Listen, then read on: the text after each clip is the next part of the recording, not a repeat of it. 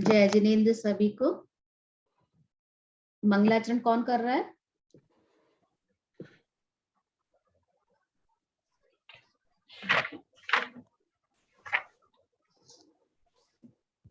मैं करूँगा। मैं मंगल करन वीतराग विज्ञान नमो ताहि जाते भई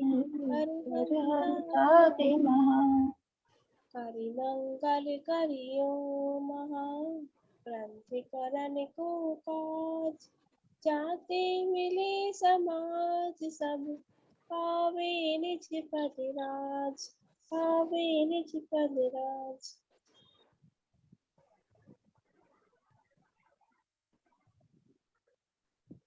हाँ, लास्ट क्लास के अंदर हमारा चल रहा था एकेंद्रीय जीवों के दुख, पर्याय की अपेक्षा से देख रहे थे। मोक्षमत प्रकाशक तीसरा अधिकार, पेज नंबर 63 से स्टार्ट करना है हमें आज। और हमने लास्ट क्लास के अंदर पर्याय की अपेक्षा से जो एकेंद्रीय जीवों के दुख हैं उनकी चर्चा प्रारंभ कर ली थी। तो वहां पर हमने जब एकेंद्रीय पर्याय की अपेक्षा जब देख रहे थे एकेंद्रीय जीवों को लिया था, तो पंडित जी ने फिर से हमको अष्ट कर्मों के माध्यम से उनके दुखों को बताना शुरू कर दिया था। तो हमने ज्ञानावर्णीय, दर्शनावर्णीय और दर्शन मोह, चारित्र मोह, इनके उदय से होने वाले दुखों की चर्चा का जिक्र हमने कर लिया था। अब हमको जो पढ़ना है, मैंने स्क्रीन शेयर नहीं किया शायद। हाँ, अब हमको जो आगे पढ़ना है वो ये है कि यहाँ पर एक शिष्य ने प्रश्न किया था कि यहाँ कोई कहे, कोई पढ़ना चाहेगा? जी मैम। पढ़िए। यहाँ कोई कहे कि ज्ञान तो किंचित मात्र ही रहा है, फिर वे क्या कषाय करते हैं? समाधान, ऐसा कोई नियम तो है नहीं कि जितना ज्ञान हो उतनी ही कषाय हो। ज्ञान तो जितना क्षयोक्षम हो उतना होता है। जैसे किसी अंधे बहरे पुरुष को ज्ञान थोड़ा होने पर भी बहुत कषाय होती दिखाई देती है, उसी प्रकार एकेंद्रिय के ज्ञान थोड़ा होने पर भी बहुत कषाय का होना माना गया है। आगे पढ़ूं मैं?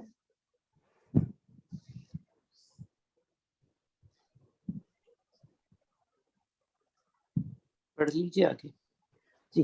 तथा बाह्य कषाय प्रकट तब होती है। हाँ, सॉरी, हाँ, अभी आप पढ़ लीजिएगा इसको। देखिए, केवल इतनी सी बात है यहाँ पर। सवाल तो हमको समझ ही आ गया कि प्रश्न क्या किया है कि जब उनको ज्ञान थोड़ा ही है तो फिर वो जब कषाय क्या कर देंगे? जब ज्ञान ही नहीं है, उनको बहुत थोड़ा सा ज्ञान है, तो क्या कषाय करेंगे? तो उसके उत्तर में पंडित जी ने कहा कि ये कोई ऐसा नियम नहीं बना हुआ कि जितना ज्ञान हो उतनी ही कषाय हो। मतलब ज्ञान का जितना क्षयोक्षम हो उतना होता है। लेकिन उदाहरण दिया, एक लौकिक उदाहरण दिया, अंधे और बहरा पुरुष है कोई भी, तो उसको ज्ञान कम है। क्यों? क्योंकि उसको दिखाई नहीं दे रहा, कान कर्णेंद्रिय नहीं है, चक्षु इंद्रिय नहीं है, तो उसको ज्ञान तो थोड़ा है, लेकिन कषाय तो देखी जाती है उसके भी।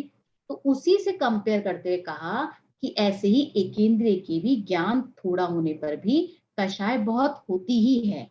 अब आगे का पढ़ लीजिए। तथा बाह्य कषाय प्रकट तब होती है जब कषाय के अनुसार कुछ उपाय करें, परंतु वे शक्तिहीन हैं, इसलिए उपाय कुछ कर नहीं सकते। इससे उनकी कषाय प्रकट नहीं होती। जैसे कोई पुरुष शक्तिहीन है, उसको किसी कारण से तीव्र कषाय हो, परंतु कुछ कर नहीं सकता, इसलिए उसकी कषाय बाह्य में प्रकट नहीं होती, वह अति दुखी होता है। उसी प्रकार एकेंद्रिय जीव शक्तिहीन है, उनको किसी कारण से कषाय होती है, परंतु कुछ कर नहीं सकते, इसलिए उनकी कषाय बाह्य में प्रकट नहीं होती, वे स्वयं ही दुखी होते हैं। हाँ, अब क्या कहा है पंडित जी ने कि बाह्य कषाय प्रकट जब होती है। देखो, एकेंद्रीय जीव हैं, इतने सूक्ष्म है, हमें दिखते नहीं है। दिखते नहीं है तो हमें उनकी कषाय की प्रकटता होती नहीं है ना? तो उसके लिए कह रहे हैं कि बाहर में कषाय हमें प्रकट होती दिखती नहीं है, तो फिर उनका जो क्रोध है वो हमें दिखता नहीं है, वो कैसे दिखाई दे? तो उसके लिए कहा कि वो शक्तिहीन है, तो इसलिए वो कुछ उपाय नहीं कर सकते। इसलिए उनकी शक्तिहीन होने से उनकी कषाय क्या है? प्रकट नहीं होती। अब अगर हम अपने लोक में देखें, कोई जेलर है, अब जेल के अंदर कैदी बंद है, तो अब जो कैदी बंद है क्या उसके कषाय भाव नहीं है? वो बहुत सारी चीजें नहीं कर सकता है, लेकिन क्या उसको जेलर के प्रति कषाय नहीं है, जेल के प्रति कषाय नहीं है? वो अभी शक्तिहीन है। अब जेलर ने उसको जिस तरह से भी तंग किया होगा, जो भी सजा दी होगी, जिस तरह से मारा पीटा होगा, जो भी उसको दुख दिए होंगे, क्या वो उनका बदला ले सकता है जेलर से? नहीं ले सकता। क्यों? क्योंकि उसको पता है कि अभी वो शक्तिहीन है, तो इसलिए अभी वो कुछ भी ऐसा काम नहीं करेगा जो जो जिसके कारण से उसको और परेशानी में पड़ जाए, क्योंकि अभी उसकी शक्ति की व्यक्तता नहीं है, वो अभी शक्तिहीन है ना। और अगर यही व्यक्ति अभी जेल से बाहर आ जाए तो रूप ही बदल जाएगा उसका। तो इसलिए यहाँ पे कहा कि अभी वो शक्तिहीन है और वो कुछ उपाय कर नहीं सकते, तो इसलिए उनकी कषाय प्रकट नहीं है। फिर उसके बाद इन्होंने कहा कि जैसे कोई पुरुष शक्तिहीन है, उसको किसी कारण से तीव्र कषाय होती है, जेलर से समझ लीजिए, जेलर जैसा एग्जाम्पल जो है।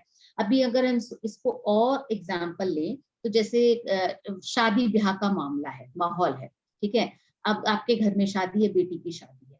अब उसी समय कोई आ जाए, कोई आपका समझ लीजिए कोई टेंट वाला आ जाए या कोई हलवाई आ जाए पैसे मांगने के लिए, कुछ भी बात करने के लिए, और वो अनाप शनाप बकना शुरू कर दे, लड़ाई झगड़े पे उतर। अब आप उस समय में क्या करें? क्रोध करेंगे? नहीं, आप उसको ठंडा करेंगे, बारात आने वाली है। आप ऐसा कोई सीन क्रिएट नहीं करेंगे कि उससे परेशानी में पड़ जाए। तो आप क्या करेंगे? उसको ठंडा करेंगे। वो लड़ने की तैयारी कर रहा है, लेकिन आप क्या करेंगे? भैया तू क्यों हमारा काम बिगाड़ रहा है? तेरे को जो चाहिए वो बोल, मैं तेरे को दुगना रुपया दूंगा, जो जैसा कहेगा वैसा करूंगा। सब करने को आदमी उस समय में तैयार हो जाता है। क्यों? क्योंकि अभी स्थिति ऐसी नहीं है कि वो उसमें अपनी कषाय को प्रकट कर सके, और जो उसने वादा किया है वो उसको हो सकता है कदाचित पूरा भी कर दे, लेकिन उस समय वो गुस्सा करता है क्या? नहीं करेगा, क्योंकि वो गुस्सा कर नहीं सकता, ये उसकी पराधीनता है। और उसको दिख रहा है कि अगर मैंने अभी किया तो ये हंगामा करेगा और बारात के सामने इज्जत खराब हो जाएगी। तो कषाय करना चाहे तो भी व्यक्ति कषाय व्यक्त नहीं कर रहा है। बस ऐसे ही एकेंद्रिय के विषय में समझ लो कि उसके कषाय तो बहुत है, लेकिन इंद्रिया ही नहीं है। तो अब दुख किस माध्यम से प्रकट करे, व्यक्त करे? तो व्यक्त करने का कोई माध्यम ही नहीं है उसके पास। अब कषाय प्रकट हो तो ही कषाय है, ऐसा नहीं समझना चाहिए, है ना। तो इसलिए कहा आगे पंडित जी ने कि वो कुछ कर नहीं सकता, इसलिए उसकी कषाय बाह्य में प्रकट नहीं होती, वह अति दुखी होता है। उसी प्रकार एकेंद्रिय जीव शक्तिहीन है। अब किसी भी कारण से कषाय होती है तो अब उसके कारण तो हजारों ढूंढ सकते हो। अब क्या है कि शिष्य इस बात पर तो एक मत हो गया है कि भाई चलो एकेंद्रिय में भी जान तो होती है। और अभी जो चर्चा कर रहे हैं वो तो जैन मत के श्रद्धालुओं के बीच में चल रही है। तो अभी जैसे अगर मान लीजिए कोई हमारे घर को तोड़ने के लिए आए घर पे, तो हम क्या करेंगे? हम उसको रोकेंगे कि नहीं रोकेंगे? अगर शक्ति नहीं हो तो कुछ नहीं करेंगे, चुपचाप खड़े रहेंगे, देखते रहेंगे, है ना। और कोई बांध दे तो तब तो हिल भी नहीं सकते, देखते ही रहेंगे, बोल भी नहीं सकते, अगर वो मुंह भी बांध दे, हाथ पैर बांध दे। और मतलब आप अब इस समय में ना अपने हाथ पैर पटक सकते हो, ना कुछ बोल सकते हो, ना चिल्ला सकते हो, ना गाली कर सकते हो। अब वो फ्रीज ही कर दे। अब वो तुम्हारे सामने तोड़ने, घर को तोड़ने रूप जो भी कार्य करे, तो अब आप क्या करोगे? आप चिल्ला नहीं सकते, बोल नहीं सकते, देख देख कर दुखी हो रहे हो। सेम इसी बात को इस संदर्भ में समझना चाहिए। अब किस कारण से कषाय होती है इसके बारे में आगे पंडित जी और बताएंगे, लेकिन ये समझ लीजिए कि जैसे कोई पेड़ होते हैं, है ना। हम गार्डन में जा रहे हैं और हम चलते चलते क्या करते हैं, तो पास में कोई हैज लगी है तो उस पे हाथ फेर देते हैं, हाथ फेर देते हैं। हमें तो मजा आ रहा है ना हाथ फेरने में, लेकिन क्या उनको दुख हो रहा है? क्या उनको उनको नहीं हो रहा होगा क्या? और हमने देख थोड़ी देर में कुछ उसके पत्ते भी खींच लिए। अब हमको तो मजा आ रहा है, लेकिन उसको क्या हो रहा है? तो कषाय के कारण तो, कषाय होने के कारण तो हजारों हो सकते हैं, कुछ भी हो सकता है। ऐसे हम जो डेली पानी यूज करते हैं, पानी एक जल का एक जीव है कि नहीं है, पंखा यूज कर रहे हैं, हवा यूज कर रहे हैं, तो निरंतर हम एकेंद्रीय जीवों की विराधना कर रहे हैं। तो ये उनके क्या कष्ट नहीं है? क्या ये कष्ट को बताते नहीं है? देखो उनके कषाय तो होती है, पर वो उसको कह नहीं सकते। अब पेड़ को तोड़ेंगे तो कहाँ भाग कर जाएगा बेचारा। और अब हम उसके तने पर कुल्हाड़ी मारें, उसकी टहनी तोड़ें, तो क्या करेगा वो ऐसा तो है नहीं कि पलट करके हमको उल्टा चांटा मार दे, सहता रहता है। तो इसलिए उसकी कषाय बाह्य में प्रकट नहीं होती। वो स्वयं ही दुखी होते हैं। इसलिए इस पंक्ति पर हमको बहुत मनन करना चाहिए कि किस तरह से एक केंद्रीय जीवों के दुख होते होंगे। अभी देखो किसी ने हमको गाली दी तो हम उसने उसको चांटा मार दिया, तो हमारी कषाय वहीं पे एंड हो गई, क्लोज हो गई, खत्म। लेकिन इनकी कषाय तो क्लोज नहीं हुई ना। अब भूख लगी आपको, रोटी खा ली, काम खत्म हो गया, कषाय आपकी खत्म हो गई। अभी गर्मी का सीजन आया और मान लीजिए आपके घर में पानी नहीं है। राजस्थान में तो बहुत शॉर्टेज हो जाती है पानी की गर्मी के दिनों में, अभी तो सभी जगह हो रही है। अब मान लीजिए कोई ऐसा हो गया कि पानी नहीं बरसा, गर्मी का मौसम था और पिछले साल बरसात नहीं हुई थी, पानी स्टोर ही नहीं है। अब क्या होगा, जमीन सूख गई है और लंबे समय तक 2-3 महीने हो गए। अब क्या होगा, अब कल्पना करो, अब कल्पना करो कि 3 महीने तक अगर मान लो आपको खाना ना मिले तो क्या हो? और कदाचित आपकी आयु भी है तो आप मर भी नहीं सकते, जब तक आयु कर्म खत्म नहीं हो तब तो जीना नहीं। तो अब आयु कर्म का तो उदय है और खाना मिल नहीं रहा है, भूख प्यास से बुरा हाल है, अब क्या होगा? अब यही चीज भयंकर गर्मी में जब आपका गला सूख रहा है और पानी पीने को ना मिले तो आपको जैसे तकलीफ होती है, तो क्या उस वेदना को हम एक केंद्रीय जीवों पेड़ पौधों के साथ रिलेट कर सकते हैं? ख्याल में आता है कि उनको कितने दुख हैं? अब जैसे हम प्रसन्न होते हैं तो वैसे हमने देखा है ना, कई बार बारिश में हमको पौधे झूमते हुए नजर आते हैं, हल्की फुल्की बारिश होती है तो वो हमको फिर भी प्लेजेंट सा दिखता है कि वो हल्के फुल्के गिर रहे हैं। लेकिन अगर तेज हवा का झोंका आता है, पेड़ अपने आप पौधे अपने आप को संभाल नहीं पाते हैं, तो उनकी कैसी दशा होती होगी। हम उनकी वेदनाओं को उनको समझ ही नहीं सकते हैं। यहाँ पर हमको ऐसा समझना चाहिए कि वो दुख उनका शायद प्रकट नहीं कर रहे, लेकिन वो स्वयं दुखी होते हैं। आगे पढ़ लीजिए इसी चीज से। तथा ऐसा जानना। तथा ऐसा जानना कि जहाँ कषाय बहुत हो और शक्तिहीन हो, वहाँ बहुत दुख होता है। और जो जो कषाय कम होती जाए तथा शक्ति बढ़ती जाए, त्यों त्यों दुख कम होता है। परंतु एकेंद्रियों के कषाय बहुत और शक्तिहीन, इसलिए एकेंद्रीय जीव महादुखी हैं। उनके दुख वे ही भोगते हैं और केवली जानते हैं। जैसे सन्निपात के रोगी का ज्ञान कम हो जाए और बाह्य शक्ति की हीनता से अपना दुख प्रकट भी न कर सके, परंतु वह महादुखी है। उसी प्रकार एकेंद्रिय का ज्ञान तो थोड़ा है और बाह्य शक्तिहीनता के कारण अपना दुख प्रकट भी नहीं कर सकता, परंतु महादुखी है। और तथा अंतराय के तीव्र नहीं, उदय बस यहीं से तक ही रहने ओके। दीजिए, फिर वो अगला कर्म का उदय आ जाएगा। अब क्या कह रहे हैं, तथा ऐसा जानना कि जहाँ कषाय बहुत हो और शक्तिहीन हो, वहां बहुत दुख होता है। ये अंडरलाइन कर लीजिए, जो जो कषाय कम होती जाए तथा शक्ति बढ़ती जाए, त्यों त्यों दुख कम होता है। ठीक है। अब और एक और लाइन, उनके दुख वे ही भोगते हैं और केवली जानते हैं। ठीक है। अब हम इनकी चर्चा करते हैं। देखो, हमको क्या लगता है कि वे जानते कम है, एक केंद्रीय जीव है ना, तो उनके तो स्पर्शन इंद्रिय ही है, तो वो जानते कम है, तो उनकी कषाय भी कम होनी चाहिए। और लेकिन टोडरमल जी यहाँ पे उल्टी बात कह रहे हैं कि शक्ति ही ना हो और कषाय ज्यादा हो तो दुख ज्यादा होता है। क्यों? क्योंकि जानने देखने की शक्ति कम होने से संयोगक्षम कम है, लेकिन मोह का तो तीव्र उदय है। भाई शक्ति कम है और इच्छा बहुत है। अब डिमांड और जो सप्लाई थी उसमें गैप ज्यादा हो गया, तो ज्ञान नहीं है तो वो भेद ज्ञान नहीं कर सकते, तो समता धारण नहीं कर सकते, इसलिए दुखी हैं। और ज्यो ज्यो कषाय कम होती जाए तथा शक्ति बढ़ती जाए, त्यों त्यों दुख कम होता है। अब टोडरमल जी देखो, इस अध्याय में आगे जब सिद्धों के सुख की बात करेंगे ना, तब भी इसी पंक्ति को अप्लाई करेंगे कि संसार में दुख क्यों था। तो डिमांड और सप्लाई में डेफिसिट था, तो इच्छा ज्यादा थी और शक्ति कम थी, इसलिए दुखी था। अब मोक्ष में सुख क्यों है? क्योंकि इसका उल्टा हो गया। अब इच्छा जीरो हो गई, मोक्ष सुख के अंदर इच्छा क्या हो गई?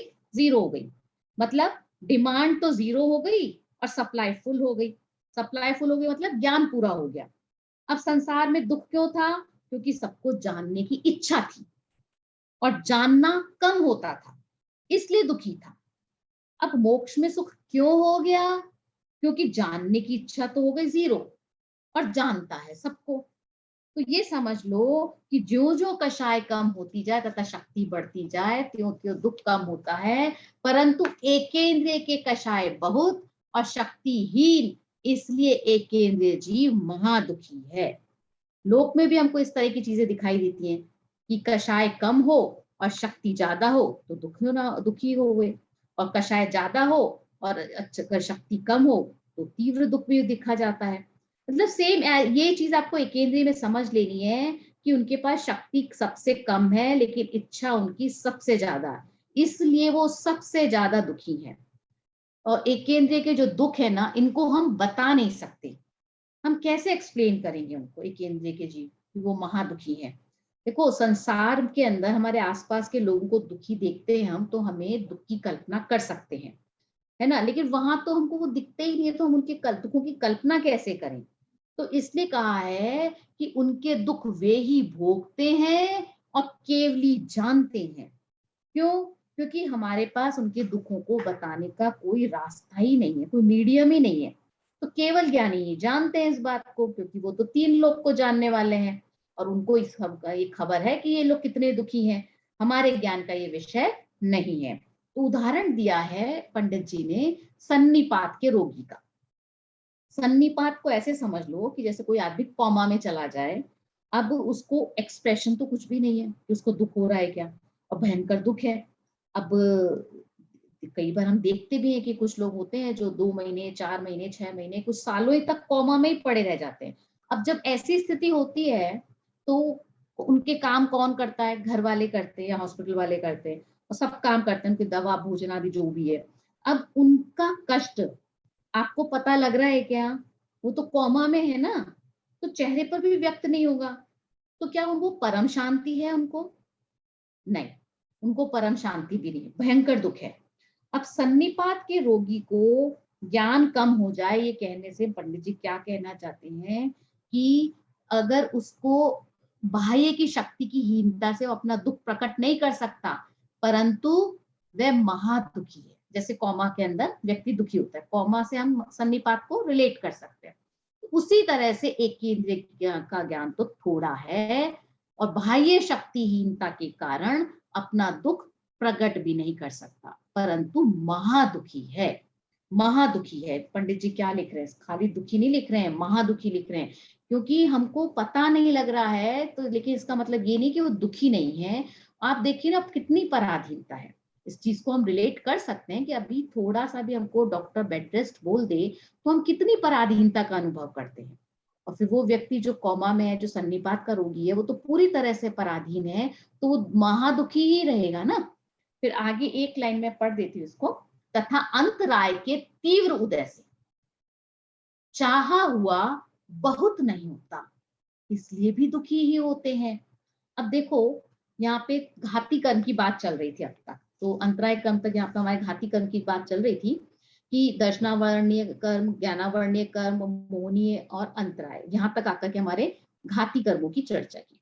अब अंतराय को तो एक लाइन में बता दिया पंडित जी ने, ज्यादा एक्सप्लेन करने का कोई रास्ता ही नहीं है। अब क्या बताएं, इतनी सी बात है कि अंतराय का उदय हो तो कुछ भी नहीं होता। कुछ भी नहीं होता से मतलब जैसा चाहता है वैसा नहीं होता, अब उसकी मर्जी से नहीं होता। अभी जैसे कोई मृत्यु के करीब हो और प्यास लगी हो, पानी चिल्ला रहा हो, अब क्या करता है? पानी मिलना ना मिलना डिपेंड करता है कि पास में कोई है कि नहीं। और सपोज कोई रेगिस्तान में है और ऐसी जगह खड़ा है जहां पे कहीं दूर दूर तक पानी ही नहीं है, तो क्या करेगा? अब अंतराय कर्म का उदय है तो तीव्र उदय से चाहा हुआ बहुत नहीं होता। तो यहां तक इस प्रकार हमने एकेंद्रिय के जो दुख हैं वो घाती कर्मों की अपेक्षा से देखे थे। अब अघाती कर्मों की अपेक्षा से कैसे हैं उनको हम आगे देखते हैं। चलिए पढ़िए। तथा अघाती कर्म। तथा अघाती कर्मों में विशेष रूप से पाप प्रकृतियों का उदय है। वहां असाता वेदनीय का उदय होने पर उसके निमित्त से महादुखी होते हैं। वनस्पति है सो पवन से टूटती है, शीत उष्णता से सूख जाती है, जल न मिलने से सूख जाती है, अग्नि से जल जाती है, उसको कोई छेदता है, भेदता है, मसलता है, खाता है, तोड़ता है इत्यादि अवस्था होती है। उसी प्रकार यथासंभव पृथ्वी आदि में अवस्थाएं होती है। उन अवस्थाओं के होने से वे महादुखी हैं। हाँ, अब देखिए, अगर हम अब तक के जो बात की है पंडित जी ने, उनको देखें कि एक इंद्रिय को दुख क्यों है। पहले नंबर तो ये कहा कि उनकी शक्ति कम है और व्यक्तता भी कम है, तो उनके दुख वे ही भोगते हैं और केवली जानते हैं। और साथ में सन्निपात का, रोगी का उदाहरण दिया कि वो एक्सप्रेस नहीं कर सकते हैं और फिर भी वो महा दुखी हैं। अब अघाती कर्म के उदय के चर्चा में क्या कहा है कि अघाती कर्मों के अंदर हम पहले तो हमको किन किन कर्मों को देखना होगा, वेदनीय, आयु, नाम, नाम कर्म और गोत्र। अब वेदनीय कर्म में से कैसा दुखी होता होगा कि साता वेदनीय में तो कर्म का कोई ऐसा हिसाब नहीं है, सब दुखी दुखी है यहाँ पे तो, क्योंकि जहां एटमॉस्फेयर देखो वहां पे प्रतिकूलता ही प्रतिकूलता है एक केंद्रीय जीव को, तो खाने की हो, पीने की हो, चाहे मौसम की हो, चाहे व्यवहार की हो। तो साता वेदनीय तो वहां पे रंच मात्र कभी कभार हो जाती है, वो बात अलग है। मतलब काकतालीय न्याय से कोई जैसे बारिश ही हो जाए तो उनको ठंडक मिल जाए ऐसे। फिर वैसे आयु कर्म के अंदर आगे वो कहेंगे कि ये ना, आयु कर्म में क्या होता है कि जैसे सुख का समय तो जल्दी बीत जाता है और दुख में लंबा लगता है ना। हम बीमार हो जाते हैं तो दिन का समय तो निकल जाता है, लेकिन रात ऐसा लगता है जैसे भारी हो गई हो, निकल ही नहीं रही हो, ये कब खत्म होगी, तो समय निकालना मुश्किल हो जाता है। तो ऐसे ही आयु कर्म के अंदर है। अब एक इंद्रिय की आयु तो लंबी होती है, अब लाखों करोड़ों वर्ष एक इंद्रिय की आयु है, सागरों में है आयु। अब पेड़ बनकर खड़े हैं, खड़े ही रहेंगे। अब अगर किसी ने पेड़ को काट दिया, उसका आयु कर्म खत्म हो गया तो कट जाएगा। मतलब जिसकी जैसी आयु होगी उस हिसाब से उसका जन्म मरण होता है। अब अगर वायु का एक बन गए तो अब वही बने रहेंगे। मतलब वेदनीय कर्म में प्रतिकूलता ही प्रतिकूलता, वैसे आयु कर्म में भी प्रतिकूलता ही प्रतिकूलता, फिर नाम कर्म में भी ऐसे, गोत्र में भी है। इनको पंडित जी ने बहुत ज्यादा एक्सप्लेन नहीं किया है, क्योंकि बस ये कह दिया कि वो निरंतर सदा ऐसे दुखी होते हैं। तो आठों कर्मों की निरंतर विरूपता से उसको दुख है, ये पंडित जी ने यहाँ पे बताने की कोशिश की है। अभी एक बात तो जरूर होती है कि कई बार हम जैसे एक्वेरियम में देखते हैं या बोटेनिकल गार्डन जाते हैं, तो वहां हमको सुंदर सुंदर पेड़ पौधे या मछलियां हैं दिखते हैं और हम उनकी सुंदरता पर रीझते भी हैं, है ना। लेकिन देखो बाहर से देखना अलग है, कभी मछली बनकर देखें तो तब पता लगे शरीर के सुंदर होने से क्या होता है। अभी हम मनुष्य पर्याय में हम सुंदरता पर रीझते हैं, और अभी जैसे किसी को बहू लानी है तो क्या कहेगा, सुंदर लड़की चाहिए, है ना, सुंदरता पे रीझते हैं। तो ये शरीर सुंदर होने से क्या होता है बताओ, वो मछली सुंदर है तो क्या उसके दुख कम हो जाएंगे? नहीं। प्रतिकूलताएं कम हो जाएंगी? नहीं। तो चारों गतियों में से ये जितने भी जीव हैं, चारों गतियों में से जो तिर्यंच है उसको वो 24 घंटे क्या करता है तिर्यंच गति का जीव, आहार, भय, निद्रा, मैथुन, बस ये चार काम उसके लगातार चलते रहते हैं। अब अगर हमारे भी यही चल रहे हैं तो हम में और तिर्यंच गति में फिर कोई अंतर ही नहीं रहता, है ना। अब देखो साता का उदय होता है तो पेड़ों पे कांटे दिखाई देते हैं, उनको कोई देखना नहीं चाहता, उनको कोई रखना नहीं चाहता ऐसे पौधों को। तो कुछ पेड़ सीधे ही खड़े रहते हैं। तो ये उनके उनके अलग अलग तरह के, जैसे कहते हैं ना, दुख हैं, जिनको अगर हम विचार करें, जितना विचार करें उतने हमको अलग अलग तरह की अवस्थाएं मिलती हैं। अब जो अघाती कर्म में टोडरमल जी ने कहा कि जैसे वनस्पति है सो पवन से टूटती है असाता वेदनीय में, है ना। अब मान लीजिए कोई तूफान चल गया, अगर तूफान चले तो हम तो क्या करते हैं, घरों में बंद हो जाते हैं, कमरों में बंद हो जाएंगे। उनके पास क्या उपाय है, उनको तो सहना ही है। अब वो उड़कर टूट भी सकते हैं, और ओले गिर जाए तो उनके पत्ते भी टूट सकते हैं। अब किसी पेड़ के पत्ते टूट जाएं तो अब उसको कितनी तकलीफ होगी, अरे पत्तों से ही तो खाना बनाता है ना वृक्ष।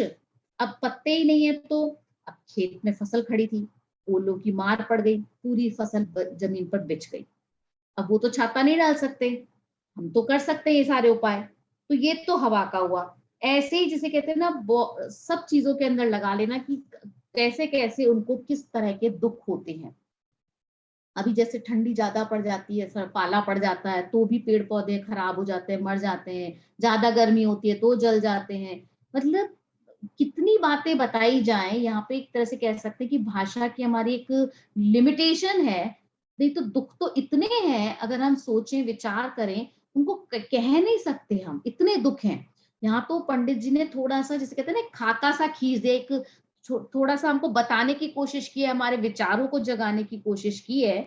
पर अगर पृथ्वी का एक, वायु का एक, अग्नि का एक, जल का एक, इन सब जीवों के देखें तो किस किस तरह से उनके दुख होते हैं, ये हमको समझ में आएंगे। अभी जैसे अगर हम जल का एक का देखें, समुद्र में जहाज चल रहा है, तो ऐसा है ना कि जलकाई की छाती पर ही कोई चल रहा हो, तो उसको क्या कष्ट नहीं होता होगा। अब अभी जैसे हम नदी में छलांग लगाते हैं, तो उनको क्या कष्ट नहीं होता होगा। अभी नदी है, बहते बहते पहाड़ों से टकराती है, तो क्या उनको तकलीफ नहीं होती होगी।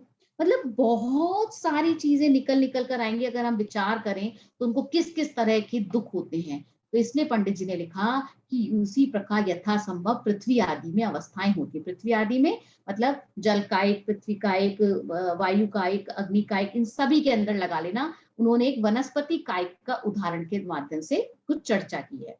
तो इन अवस्थाओं के होने से वे महादुखी होते हैं। आगे पढ़ लीजिए जिस प्रकार। जिस प्रकार मनुष्य के शरीर में ऐसी अवस्था होने पर दुख होता है, उसी प्रकार उनके होता है, क्योंकि इनका जान बना स्पर्शन इंद्रिय से होता है, और उनके स्पर्शन इंद्रिय है ही। उसके द्वारा उन्हें जानकर मोह के वश से महाव्याकुल होते हैं, परंतु भोगने की, लड़ने की या पुकारने की शक्ति नहीं है। इसलिए अज्ञानी लोग उनके दुख को नहीं जानते तथा कदाचित किंचित सादा का उदय होता है, परंतु वो बलवान नहीं होता। हाँ, अब देखिए ये सारी चर्चाएं यहाँ पे क्यों की जा रही है।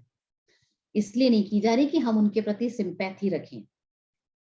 ये बात इसलिए की जा रही है कि अज्ञान के कारण ऐसी एकेंद्रीय पर्याय में हम अनादिकाल से रहे हैं।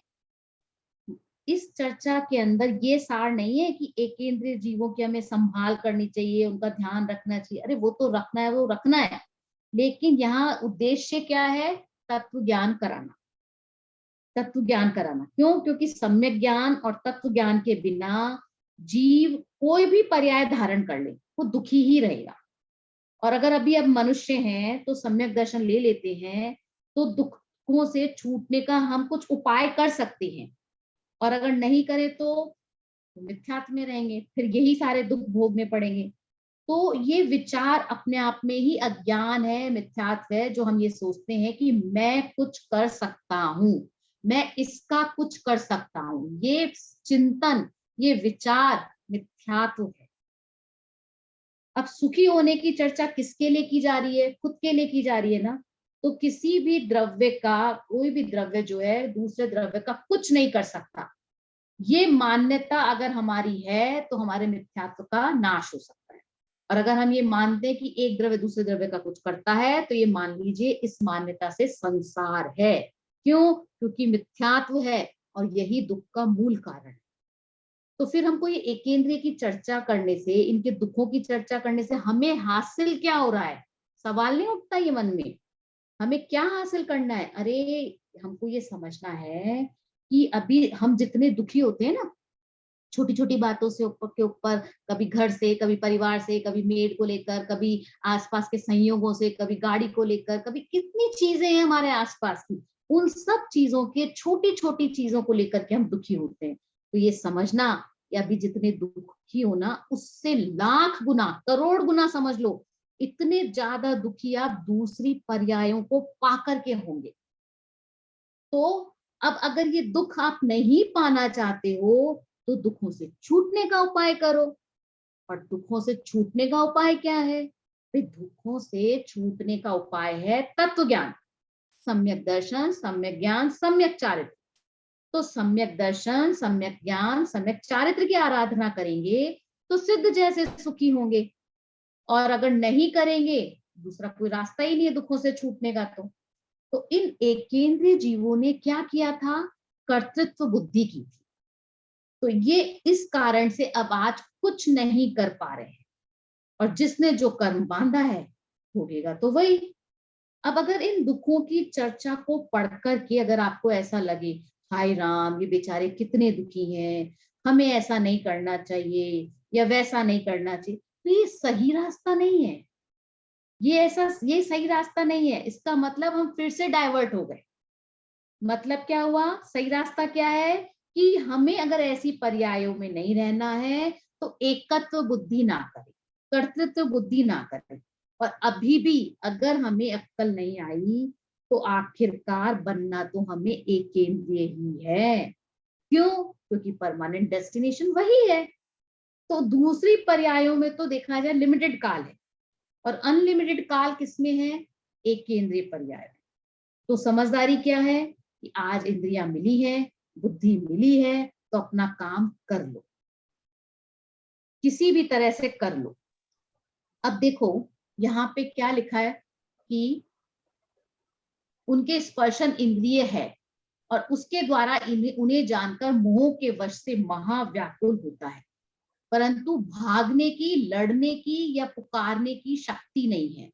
इसलिए अज्ञानी लोग उनके दुख को नहीं जानते। हम इसलिए नहीं समझ पाते क्योंकि व्यक्त नहीं होती ना ये चीजें। तथा कदाचित तथा किंचित साता का उदय होता है, परंतु वह बलवान नहीं होता। कदाचित किंचित साता का उदय होने से मतलब क्या हुआ? मतलब जैसे कोई डेकोरेटिव प्लांट है तो आप उसको अपने घर ले आते हो, गार्डन में ले आते हो, ड्राइंग रूम में ले आते हो, उसकी देखभाल करते हो, तो ये उसका थोड़ा सा पुण्य का उदय है ना, किंचित साता का उदय। परंतु वो इतना बलवान नहीं होता कि वो उसकी उस आयु को खत्म करके वो अगला उसका फिर वो त्रस पर्याय में चल जाए, है ना। तो जब आप घर लाते हो तो उसको न्यूट्रिशन देते हो, अच्छा खाद पानी देते हो, ध्यान रखते हो, उसको रोग हो जाए तो उसको निवारण करते हो, तो वो उसके लिए किंचित साता का उदय जैसा है। ठीक है, पढ़िए आगे आगे। तथा आयु कर्म से इन एकेंद्रीय जीवों में जो अपर्याप्त हैं, उनके भी तो पर्याप्त पर्याय की स्थिति उच्छ्वास के 18वें भाग मात्र ही है, और पर्याप्तों की अंतर्मुहूर्त आदि कितने ही वर्ष पर्यंत है। वहां आयु थोड़ा होने से जन्म मरण होते ही रहते हैं, इसलिए उससे दुखी है।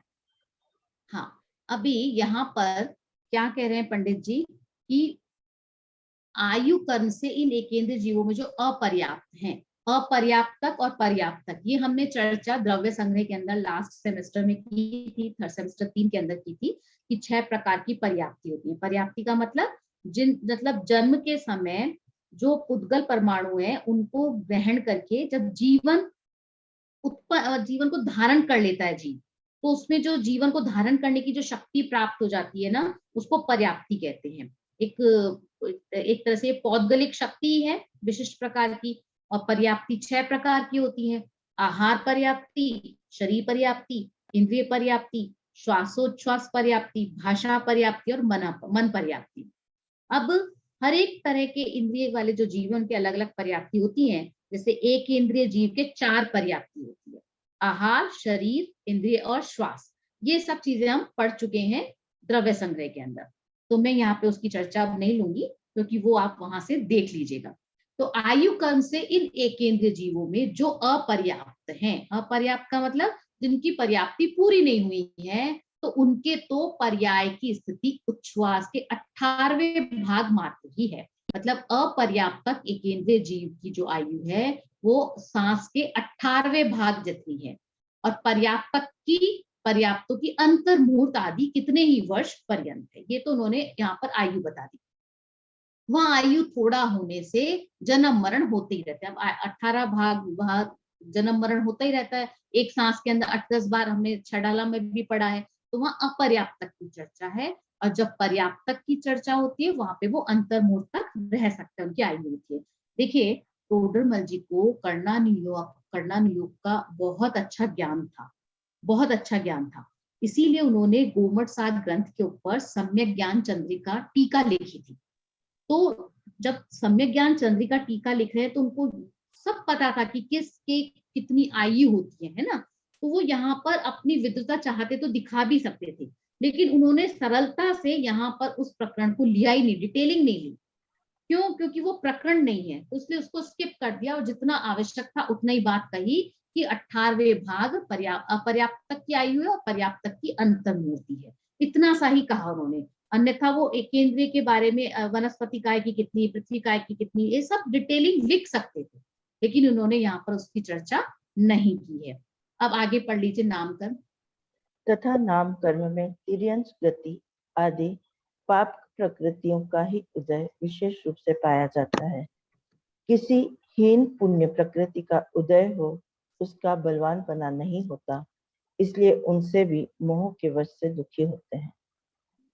हाँ, ये भी पढ़ दीजिए।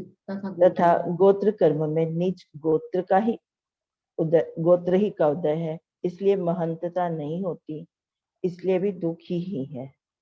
हाँ, अब देखिए, नाम कर्म में तिर्यंच गति आदि पाप प्रकृतियों का ही उदय विशेष रूप से पाया जाता है। तो नाम कर्म में भी जो पाप प्रकृतियां हैं, पुण्य प्रकृतियां पाप प्रकृतियां दो तरह से रहती हैं, तो उसमें से भी खाली विशेष रूप से किसका है, पाप प्रकृतियों का उदय है। और हीन पुण्य प्रकृति का उदय हो भी जाए, जैसे हमने कहा था कि डेकोरेटिव प्लांट होते हैं, कोई सुंदर फूल होते हैं किन्हीं किन्हीं के, तो ये सब, और फिर उनसे अट्रैक्ट होकर आप उनको रखते हैं, उनका ध्यान रखते हैं, तो वो थोड़ा सा उदय होता है, लेकिन वो बलवान नहीं होता, इसलिए वो उनसे भी मोह के वश से दुखी ही होता है। अब गोत्र कर्म की चर्चा की, तो गोत्र कर्म में भी क्या है, नीच गोत्र का उदय है, इसलिए उनकी मेहनतता नहीं होती, लेकिन इसलिए भी वो दुखी ही है। आगे पढ़ लीजिए। इस प्रकार एकेंद्रीय जीव महादुखी है, और इस संसार में जैसे पाषाण आधार पर तो बहुत काल रहता है, निराधार आकाश में तो कदाचित किंचित मात्र काल रहता है, उसी प्रकार जीव एकेंद्रीय पर्याय में बहुत काल रहता है, अन्य पर्यायों में तो कदाचित किंचित मात्र काल रहता है, इसलिए यह जीव संसार में महादुखी। हाँ, अब देखिए, हाँ, यहाँ पे हमारा टॉपिक एंड हो जाएगा फिर, कि क्या कह रहे हैं यहाँ पे पंडित जी, कि जो मूल डेस्टिनेशन है वो तो एक केंद्रीय पर्याय ही है। अब यहाँ पे उन्होंने उदाहरण दिया है पत्थर का, लिखा है ना, पाषाण आधार पर तो बहुत काल रहता है, पाषाण मतलब पत्थर। अब पत्थर जमीन पर पड़ा है, उसे कोई तकलीफ नहीं है, अब वो कितने भी काल तक पड़ा रह सकता है। अब लेकिन किसी ने वहां से उठा करके अपनी पूरी ताकत से उसको ऊपर उठा करके फेंका, है ना, उदाहरण है, देखिए उदाहरण की तरह से लेना इसको। अब जितना ऊपर गया, तो जहां तक गया था, फिर वापस से उतनी ही गति से वो नीचे भी आना शुरू करता है। तो टोडरमल जी कह रहे हैं कि वो जब ऊपर गया, तो फिर उसकी जो वो हॉल्टिंग होती है, वो जो ठहरता है ऊपर जाकर के थोड़ी सी देर, वो कितनी होती है। मतलब देखो, जाने की बात मत करो, चला गया वो वहां पर, जहां तक जाना था वहां चला गया, वहां से लौटना शुरू कर दिया। अब अब चाहे नैनो सेकेंड्स कह लो या कितना भी बहुत माइन्यूट समय होगा, जितने समय पे वहां पे उसका हॉल्ट होता होगा, वो रुकता होगा, वो निराधार रहता होगा, मतलब ना ऊपर है ना नीचे, तो वो निराधार आकाश में रहा। तो यहां से अब उसने वापस से जब वो लौटा, तो देखो गुरुत्वाकर्षण के कारण से वापस लौटने की तैयारी हो जाती है, तो वो निराधार आकाश में कितना टाइम रहता है, तो जितना टाइम वो ऊपर रहता है ना, वो समझ लीजिए उतनी देर हमें द्वि इंद्रिय आदि पर्याय मिलती है। समझ रहे हो अंतर, कितना कितना कम टाइम पीरियड होता है वो त्रस पर्याय का, कि वो ना इधर रहता ना उधर, मतलब जब ऊपर पत्थर को फेंका, ना ऊपर है ना नीचे, वो एक कितना सा टाइम हॉल्ट होता होगा। अब उस टाइम पीरियड के लिए हमें त्रस पर्याय धारण करता है जीव, हम। अब बाकी का समय कैसे है, वैसे ही जैसे धरती पर कोई पत्थर पड़ा है तो पड़ा है, निराधार, अब एक केंद्रीय पर्याय में पड़ा रहता है, और त्रस पर्याय की लिमिट तो इतनी सी है। अब क्यों दुखी होता है, तो उसके लिए हमको समझना पड़ेगा। यहाँ पे पंडित जी ने कहा, अन्य पर्यायों में तो कदाचित किंचित मात्र काल रहता है। अब क्योंकि जरूरी नहीं है ना कि सब पत्थर, सारे पत्थरों को ऊपर फेंका जाए, मतलब सारे निगोदिया जीव निकल कर त्रस बनेंगे, ये कोई जरूरी नहीं है। तो कदाचित, कदाचित माने कभी, और किंचित माने थोड़ी देर के लिए, मतलब कभी कोई निकल गया तो निकल गया, और निकल गया तो ऐसा नहीं कि मैं चौड़ा बाजार सकड़ा वैसी कोई बात हो गई हो। ये कोई जरूरी नहीं कि वो पंचेंद्रिय ही बने, दो इंद्रिय से भी वापस लौट सकता है, और किसी भी जगह से गाड़ी रिटर्न हो सकती है ना। तो इस चीज को समझना, यहाँ जो कदाचित वर्ड लिखा है, अगर हम टाइम की अपेक्षा से कहेंगे तो ये कि हर बार नहीं होता, कभी कभी। और अगर जीवों की अपेक्षा से कहेंगे कदाचित, तो मतलब हर जीव को नहीं होता, किसी किसी जीव का होता है, कि कोई कोई जीव ही निकल पाता है त्रस के लिए, है ना। और किंचित का मतलब तो अत्यल्प है ही। तो इस प्रकार से एकेंद्रीय जीव के दुखों की 8 कर्मों के आधार से यहाँ पर चर्चा की। अब देखो यहाँ पे जो दुख बताए जा रहे हैं 8 कर्मों के आधार से, ये जो 8 कर्मों के आधार से जो एकेंद्रीय पर्याय में किस प्रकार से हमको दिखाई देते हैं, उनकी चर्चा की है। अब बात को आगे बढ़ाइए। अब लेकिन ध्यान देने की बात तो ये है कि पंडित जी ने एकेंद्रीय के दुखों का वर्णन तो कर दिया है 2.5 पेज में, इतने विस्तार से चर्चा की। और फिर देखिए विकलत्रय और असंगी पंचेंद्रिय जीवों के दुखों का वर्णन कर दिया है उन्होंने आधे पेज में। देखो विकलत्रय मतलब, विकल मतलब जिनका कल शरीर के कहते हैं वैसे तो कल, लेकिन यहाँ पर कहना है कि आप जिनकी इंद्रियां पूर्ण नहीं है, मतलब, और त्रय साथ में लगा दिया तो 3। तो त्रय का मतलब क्या होता है? 3। तो 2 इंद्रिय, 3 इंद्रिय, 4 इंद्रिय, ये जो 3 प्रकार के हैं, 2 इंद्रिय, 3 इंद्रिय, 4 इंद्रिय, ये विकल त्रय कहलाते हैं। और साथ में क्या लिया फिर? असंगी पंचेंद्रिय। एक तो ग्रुप हो गया विकल त्रय का और दूसरा है असंगी पंचेंद्रिय का। इनके दुखों को इन्होंने किसमें आधा पेज में ही फिनिश कर दिया। तो इसके पीछे क्या रीजन होगा? देखो एकेंद्रीय जीवों के दुखों का बहुत विस्तार से पंडित जी ने वर्णन कर दिया। और क्यों किया उनका वर्णन ऐसा? क्योंकि सामान्यतया उनके दुख हमें दिखाई नहीं देते, और दिखाई नहीं देते तो फील भी नहीं होते, इसलिए उन्होंने अपनी तरफ से कुछ कहने की कोशिश की। और अंत में लेकिन लिखा भी उन्होंने कि वे भोगते हैं और केवली जानते हैं। क्यों? क्योंकि उनके दुखों की चर्चा कहां तक करें? अब विकलत्रय आदि जीवों के दुखों का विस्तार क्यों नहीं किया? क्योंकि उनको लगा कि ये पिष्ट पेषण होगा। पिष्ट पेषण मतलब पिसी हुई चीज को फिर से पीसना। पिष्ट मतलब पिसा हुआ, पेषण मतलब पिसे हुए को पीसना। जो पिष्ट मतलब पिसा हुआ है उसको फिर वापस से पीसना, मतलब पहले बता दिया, उसको फिर से रेपिटेशन करने से क्या फायदा होगा। तो जो दुख एकेंद्रिय को है वही दुख इनको भी है। 2 इंद्रिय, 3 इंद्रिय, 4 इंद्रिय, असंगी पंचेंद्रिय तक तो सेम दुख है। तो एक ही बात को रिपीट नहीं कर रहे हैं। तो फिर इन्होंने अलग से टाइटल क्यों बनाया? वहीं पे पूरी सबकी एक साथ कह देते। तो फर्क इतना है कि जो दुख की अनुभूति है वो तो एक सी है लगभग, लेकिन दुख की व्यक्तता में फर्क पड़ रहा है। अब एकेंद्रीय जीव है, उनकी दुख की फीलिंग तो बहुत बहुत ज्यादा है, लेकिन व्यक्तता बिल्कुल भी नहीं है। लेकिन 2 इंद्रिय के कंपैरेटिवली व्यक्तता थोड़ी ज्यादा है, 3 इंद्रिय के कंपैरेटिवली और ज्यादा है। मतलब जिसके ज्ञान और इंद्रियों की सामर्थ्य बढ़ती जाएगी तो उसके दुखों को व्यक्त करने की क्षमता भी बढ़ती जाएगी, इसलिए फिर हमको उनके दुख दिखाई देने लगते हैं। तो जीवों के यहाँ पर अभी हम इतना सा समझ लेते हैं विकलत्रय और इसके अंदर कि हमने जीवों के 2 भेद पढ़े थे, स्थावर और त्रस। स्थावर में एकेंद्रिय थे और त्रस में 2 इंद्रिय, 3 इंद्रिय, 4 इंद्रिय, 5 इंद्रिय। लेकिन त्रस में से भी पंडित जी ने यहाँ पे विकलत्रय लिया है। विकलत्रय मतलब 2, 3, 4 ये तो हो गए, और साथ में असंगी पंचेंद्रिय, क्योंकि पंचेंद्रिय के संगी और असंगी 2 भेद होते हैं। तो यहाँ पर असंगी पंचेंद्रियों की चर्चा की है, इनके दुख बताए हैं। और संगी पंचेंद्रियों की चर्चा कहाँ करेंगे? जब वो गतियों के माध्यम से बताएंगे दुख, तो वहां पे मनुष्य, तिर्यंच, नारकी और जो देव हैं, उन गतियों के अंदर वो संगी पंचेंद्रियों के दुखों की चर्चा कर देंगे।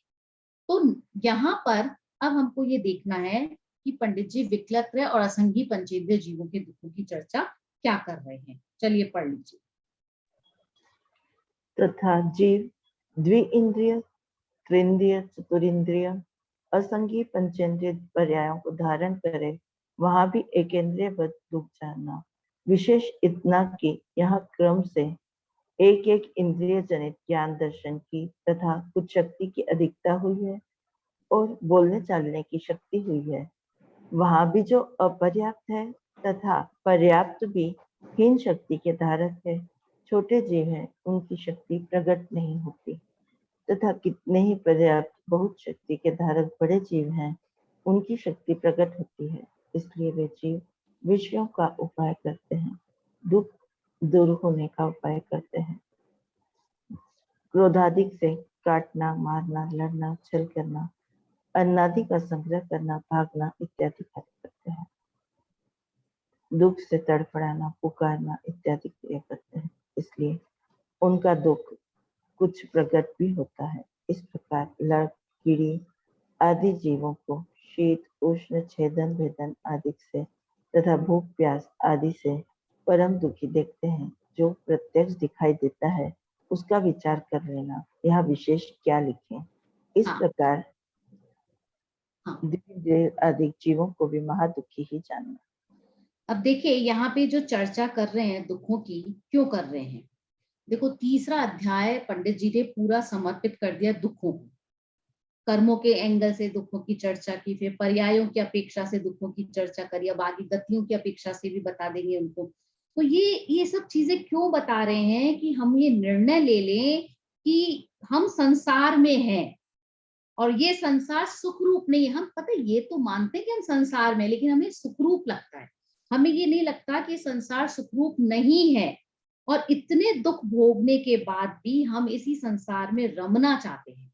तो ये जो दुख भोगने के बाद भी अगर हमको वैराग्य नहीं आए, तो पंडित जी ने कई बार ऐसी बात लिखी है कि तुम्हारे अभाग्य की महिमा तो हमसे ना कही जाए। ऐसी बात कह करके वो खत्म कर दी कि इससे ज्यादा हम बोल नहीं सकते कि तुम्हारा अभागापन कितना है, अब हम नहीं बोल सकते अगर तुमको अभी भी समझ में नहीं आ रहा है। तो ये सारी बात। अब देखिए यहाँ पर जो बात कही है कि विशेष इतना है ना, तो ये तो लिख ही दिया उन्होंने कि 2 इंद्रिय 3 इंद्रिय 4 इंद्रिय और जो असंगी पंचेंद्रिय उनके तो दुखों को आप एक इंद्रिय के समान जानना। मतलब वहां पे जो दुख बताए गए हैं यहाँ पे कॉपी पेस्ट कर लेना। अब क्या कहा, विशेष क्या है कि क्रम क्रम से इंद्रिय जनित ज्ञान दर्शन की कुछ शक्ति की अधिकता हुई, तो उनकी बोलने चालने की शक्ति, मतलब कुछ कुछ उनमें और इंद्रियां आने से उनके अंदर प्रकटता हो गई, उनके दुखों की प्रकटता हो गई। देखो जो सूक्ष्म है, 2 इंद्रिय में भी तो सूक्ष्म होते हैं, 3 इंद्रिय में भी बहुत सूक्ष्म होते हैं जो हमको नहीं दिखाई देते, वो हमको चलते हुए नहीं दिखाई देते उनकी, तो हमको कदाचित उनके दुख अनुभव में नहीं आए, तो उनकी चर्चा हम नहीं कर रहे हैं। तो यहाँ पे किन के लिए कह रहे हैं, उनकी शक्तियां जो अपर्याप्त हैं तथा पर्याप्त भी हीन शक्ति के धारक हैं, छोटे जीव हैं, उनकी शक्ति प्रकट नहीं होती, उनकी शक्ति प्रकट नहीं होती है। और कितने ही पर्याप्त बहुत शक्ति के धारक बड़े जीव हैं, उनकी शक्ति प्रकट होती है, इसलिए वे जीव विषयों का उपाय करती हैं। विषयों का उपाय करने का मतलब क्या हुआ, देखो जब एक इंद्रिय जीव थे तो उनके पास में खाली कर्म फल चेतना थी। कर्म फल चेतना मतलब कर्मों का फल वो भोग रहे थे। अब 2 इंद्रिय आदि जो जीव हैं उनके कर्म चेतना भी थोड़ी सी मिक्स हो गई, क्योंकि प्रयत्न कर रहे हैं ना, वो दुखों को दूर करने का उपाय करते हैं। तो इस तरह से तो यहाँ पर ये फर्क है, तो वो विषयों का उपाय करते हैं और दुख दूर होने का उपाय करते हैं। तो क्रोधादिक से काटना, मारना, लड़ना, छल करना, अन्नादिक संग्रह करना, भागना इत्यादि कार्य करते हैं। ये तो हम सब देखते ही हैं कि चींटियां आदि हैं, जो भी है जीव हैं, उनको हम अन्नादि का संग्रह करते हुए देखते हैं कि नहीं देखते। हनी बीज है, मधुमक्खी है, वो क्या संग्रह करती है, संग्रह करती है ना। तो ऐसे ही जो छल करना है अपने हम कई जगह देखते हैं ना, कई पक्षियों के अंदर अपने अंडे दूसरे में रख देना है। तो ये मारना, काटना, लड़ना, ये सब चीजें दुख से तड़फड़ाना, पुकारना आदि क्रिया है, लेकिन इसलिए उनका दुख कुछ प्रकट भी होता है। तो जो क्योंकि इंद्रियां उनके अब बढ़ गई हैं, तो उनके वेदना भी हमको प्रकट होती है। अभी देखो जंगल में मान लीजिए जैसे आग लग जाती है ना, कई बार हम सुनते हैं कि जंगलों में आग लग गई है, महीनों लगी हुई है। अब वहां जो पेड़ पौधों को आग में जो जल रहे हैं, हमको उनका रोना नहीं सुनाई दे सकता ना, उनके पास क्योंकि स्पर्शन इंद्रिय है। लेकिन अब ये हमको रात के अंदर जब हम सोते हैं, तो हमें कितनी बार ऐसा नहीं होता कि कभी बिल्ली रोती हुई सुनाई देती है, कुत्ते रोते हुए सुनाई देते हैं, कभी कभी कोई कीड़े मकोड़े हैं उनकी आवाजें आती हैं, है ना, तो हमको उनकी वो सब चीजें सुनाई देते हैं, दिखाई देते हैं। तो इसलिए पंडित जी ने फिर आगे क्या लिखा कि इस प्रकार लट कीड़े आदि जीवों के शीत उष्ण छेदन भेदन आदि से तथा भूख प्यास आदि चीजों से परम दुखी हो दिखते हैं। जो प्रत्यक्ष दिखाई देता है उसका विचार कर लेना। अब जो एक केंद्रीय के ना जो दुख थे, वही इनके भी वैसे के वैसे दुख होते हैं, लेकिन थोड़े से इनके हमको दिखते हैं, वहां दिखते नहीं है। तो इसलिए पंडित जी ने कहा मैं विशेष यहाँ पे अब क्या लिखें, जो पहले लिखा था उसी को यहाँ समझ लेना। अब हम यहाँ पर विस्तार से उसकी चर्चा नहीं करते हैं। अब जो करेंगे पंडित जी, यहाँ तक तो द्विइंद्रियादि जीवों का बता दिया कि वो कैसे महादुखी है। अब आगे क्या करेंगे, अब बताएंगे संगी पंचेंद्रिय जीवों के दुखों की चर्चा। अब 4 गति के जीवों के दुखों के वर्णन के द्वारा, जैसे दौलत राम जी ने किया था, दौलत राम जी ने पंडित जी का अनुकरण किया है, क्योंकि वो उनका समय बाद का है, टोडरमल जी पहले हुए हैं। तो इसलिए जो उन्होंने भी वहां पर अपनी पहली ढाल के अंदर नरक गति, तिर्यंच गति, मनुष्य गति, देवगति का वर्णन किया है। तो ये कह सकते हैं कि यहाँ की छाया वहां है। और जो पंडित जी थे, इन्होंने कहाँ से लिया? अन्य आगम ग्रंथ थे ना, वहां भी तो चर्चा आती है नरक आदि की, तो टोडरमल जी ने वहां से लिया है। तो अब आगे देखिए, सभी पंचेंद्रिय जीवों के दुख में पहली जो गति है नरक गति, उसके दुखों का वर्णन करते हैं। पढ़ लीजिए इसको। नरक गति के दुख तथा संघी पंचेंद्रियों में नारकी जीव हैं, वे तो सर्व प्रकार से बहुत दुखी हैं। उनमें ज्ञानादि की शक्ति कुछ है, परंतु विषयों की इच्छा बहुत है और इष्ट विषयों की सामग्री किंचित भी नहीं मिलती, इसलिए उस शक्ति के होने से भी बहुत दुखी है। उनके क्रोधादि कषाय की अति तीव्रता पाई जाती है, क्योंकि उनके कृष्णादि अशुभ लक्ष्य ही है। देखो, जो 4 गतियां हैं, उनमें से 3 गतियां या 3 आयु कह ले, 4 आयु में से 3 आयु शुभ मानी गई है, मनुष्य, तिर्यंच और देव। और नरक क्या है? नरक गति अशुभ गति और अशुभ आयु है। क्यों है? क्योंकि जो शेष तीनों गतियां हैं, मनुष्य, तिर्यंच और देव, इनके अंदर क्या है, जो जीव है ना, वो रहना चाहता है, जीना चाहता है, मरना नहीं चाहता। लेकिन नरक गति में, नरक आयु में जीव मरना चाहता है और मर नहीं पाता, ये समस्या होती। वहां नरक में किसी कीमत पर नहीं रहना चाहता, नारत, नरक वहां से बना है, मतलब उसमें रति नहीं होता। क्यों नहीं रहना चाहता? क्योंकि वहां दुखों का कोई छोर ही नहीं है, कोई एंड ही नहीं है। अब बताओ, वहां पर किस तरह से जीव कंफर्टेबल है? पैदा होता है तो औंधे मुंह होता है, और फिर वहां से गिरता है, नरक की भूमि पर गिरता है तो ऐसा दुख होता है, ऐसी वेदना होती है कि हजारों बिच्छू खा जाएं जमीन को छूते ही। अब 1000 बिच्छू खा जाए, ये जो है ना, ये औपचारिक कथन है, ये कहने की बात है। क्यों है? क्योंकि वहां पे तिर्यंच गति तो है, तिर्यंच तो पाए ही नहीं जाते ना नरक के अंदर। ये तो दुख की भयंकरता को बताने के लिए लिखा जाता है, ये समझना। अब देखो, दुनिया में बिच्छू का जो डंक है ना, उसको सबसे ज्यादा भयंकर कहा गया है, कि जो वेदना होती है उसकी भयंकर होती है। अब जब एक बिच्छू के डंक से भयंकर वेदना होती है, तो जब हजारों होंगे तो कितनी वेदना होगी। तो ये समझ लीजिए, अपार वेदना को बताने के लिए कहा जाता है कि नरक की भूमि का स्पर्श करने से हजारों बिच्छू डंक मारे, ऐसी वेदना होती है। अब फिर वहां से उछल करके कहाँ जाएगा? उधर अधर में तो रह नहीं सकता, कहीं तो टिकेगा, फिर कहीं छाया मिली है तो पेड़ के नीचे बैठ जाता है। अब वहां से भी पत्ता गिरे तो 2 टुकड़ों में बंट जाता है। अब ये जो पेड़ की भी बात कर रहे हैं, वहां वो नहीं होते हैं। ये क्या चर्चा चल रही है, ये भी आएगी बात की। जो नारकी जीव होते हैं ना, वो ही अपने शरीर को अन्य रूपों में बना लेते हैं, क्योंकि उनके विक्रिया रिद्धि होती है। विक्रिया, वैक्रिक शरीर होता है, रिद्धि नहीं कहना चाहिए, वैक्रिक शरीर होता है। तो वो ऐसे अपने शरीर को बना लेते हैं। अब वो पत्ता बन करके उसके ऊपर गिर जाएगा, और पत्ता गिरते इतना कटीला होता है कि उसके टुकड़े टुकड़े हो जाए। अब टुकड़े हो जाए, देखो, किसी की मृत्यु हो जाए ना, तो एक बार उसको शांति हो जाए, लेकिन यहाँ तो मरता नहीं है। तकलीफ यही तो है कि नरक में जीव मरता नहीं है, मरने जैसी स्थिति होते हुए भी जीता रहता है, वहां मर नहीं सकता। जितनी जितनी भी आयु मिली है ना, उतनी आयु पर्यंत उसको भोगनी ही पड़ेगी। और फिर क्या होगा? मरेगा है नहीं, और मरने जैसी वेदना भोगेगा।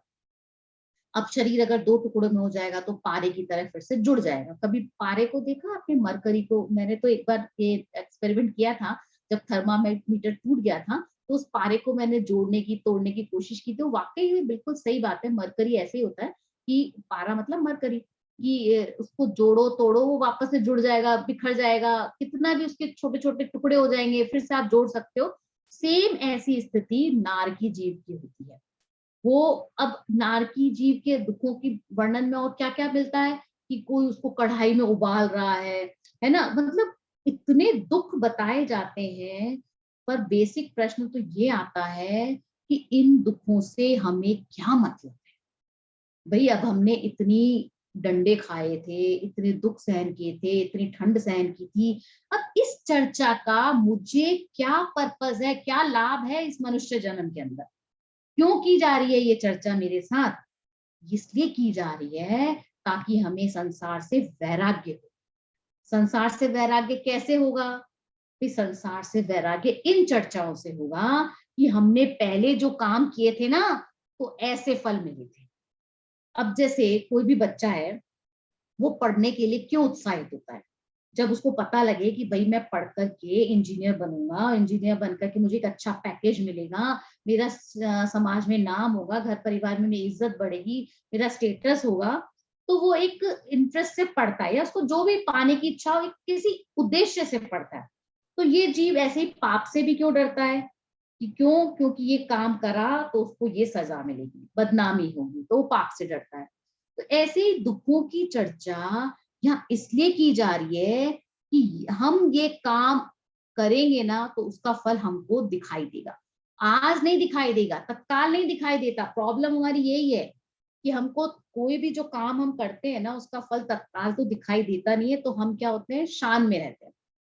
लेकिन जैसे अगर हमारे कपड़े पर, हम बारिश के टाइम पे जा रहे हैं रोड पे, और कपड़े पर कोई गंदगी लग जाए ना, तो हम अपने कपड़ों को संभाल के चलते हैं, है ना, संभाल के चलते हैं। तो ऐसे ही जब हमको पता लग रहा है कि किन परिणामों से नरक गति के दुख मिलते हैं और नरक गति में किस तरह के दुख होते हैं, तो उनको अगर हम अपने परिणामों को संभाल लेंगे, तो हमें वो दुख भोगने से बचेंगे कि नहीं बचेंगे। तो हमको ये समझना चाहिए कि जो परिणाम हम आज कर रहे हैं, उनका क्या फल होगा, और जो फल होगा वो मुझे ही मिलेगा या किसी और को मिलेगा। अब नरक निगोद के फल आएंगे, तो हमें वो ऐसे तो देखो विजुअलाइज होते नहीं। अब इनको विजुअलाइज कैसे करें, हम उनके दुखों को कैसे दिखाएं? तो इसलिए क्या करते हैं आचार्य, कैसे कहते हैं, भयंकर गर्मी, भयंकर ठंडा, भयंकर भूख है, भयंकर प्यास है, भयंकर जो उनकी पिटाई होती है, जो बदबू होती है, उन सबकी भयंकरता को दिखाते हैं। क्यों? क्योंकि ये सब चीजें हमें फीलिंग में आती। अभी बच्चे भी जब नरक का चित्र बनाते हैं तो ऐसे ही बनाते हैं, है ना। हम भी उनको क्या कहते हैं कि देखो, तुम झूठ बोलोगे ना तो तुम्हारी जीभ कट जाएगी, तुमने चोरी की ना तो तुम्हारे हाथ काट दिए जाएंगे। तो बच्चा इन सब चीजों से डरता है। तो ऐसे ही नरक गति के जो दुख हैं, उनकी कल्पना करने से, उनकी जो कल्पना है, उनकी जो तकलीफ है, उस तकलीफ को हम कैसे दूर करें, इन सब का कारण क्या है, ये वेदना का। तो ये कारण है मिथ्यात्व कषाय। अगर ये तकलीफ हमको नहीं भोगनी है, तो क्या करना है? सिंपल सी बात है, मिथ्यात्व कषाय छोड़ दो। अब इनको छोड़ने का तरीका क्या है? बार बार हमको पंडित जी कह रहे हैं कि इनको छोड़ने का तरीका क्या है? सम्यक दर्शन है। जो चीज जैसी है उसको वैसी जान लो। आगे चर्चा आएगी इस बारे में। तो वहां यहाँ पर ये बताने की कोशिश करेंगे, इस पूरे प्रकरण में मैं नरक गति के बारे में चर्चा कर देती हूँ, ताकि फिर हम इसको खाली रीडिंग कर देंगे। अब नरक गति के अंदर क्या है? क्रोध कषाय, मान कषाय की बहुत अधिक तीव्रता पाई जाती है। कषाय तो सारी ही है, सारी 2500 कषाय फुल स्पीड में है, लेकिन ये कषाय विशेष रूप से काम करती हैं। और जीव को आप कहेंगे कि मान कषाय क्या होगी नरक के अंदर, उनको किस बात का मान? भाई देखो, हमने जब मार्दव धर्म की चर्चा की थी और जब 10 लक्षण धर्म पढ़े थे, तब हमने देखा था कि डॉक्टर हुकुमचंद भारेल ने बताया था कि मान खाली शरीर के आगे पीछे झुकने का ही नहीं, आगे झुकने का भी नाम मान है। मतलब दीनता, हम जो किसी के आगे झुकते हैं ना, तो वो भी मान ही है। जो दीनता होती है वो भी मान का दूसरा रूप ही है। तो उनको दीनता रहती है ना, एक दूसरे के सामने दुखी होते हैं, जब एक दूसरे को मारते हैं, काटते हैं, तो उसके अंदर उनको मान कषाय रहती है। अब क्रोध कषाय के लगातार चल रही है, मान कषाय लगातार चलती है, मारा पीटी चल रही है। अब अगर वो मान लीजिए, क्रोध का बहुत विचित्र स्वरूप की चर्चा करेंगे आगे पंडित जी, कि अगर मान लो वो मित्रता कर ले, आपस में दोस्ती कर ले, तो दुख ही मिट जाए ना। उनका दुख क्यों है? आपस में लड़ते भिड़ते हैं, और वो दोस्ती कर ले तो दुख खत्म। जैसे नारकी जीवों को अवधि ज्ञान होता है, तो अवधि ज्ञान होता है ना, तो वो अपने अवधि ज्ञान से जान ले कि अच्छा ये मेरी माँ थी, जब मैं छोटा था ना, तो मैं जब छोटा था मैं कुछ कर सकता नहीं था, तो मेरी माँ मुझे पैरों में दबा करके मेरी आंखों में उंगली घुसाती थी और मेरी आंखें फोड़ना चाहती थी। तो उसको ऐसा गुस्सा आता है कि वो उस जीव की जान ले।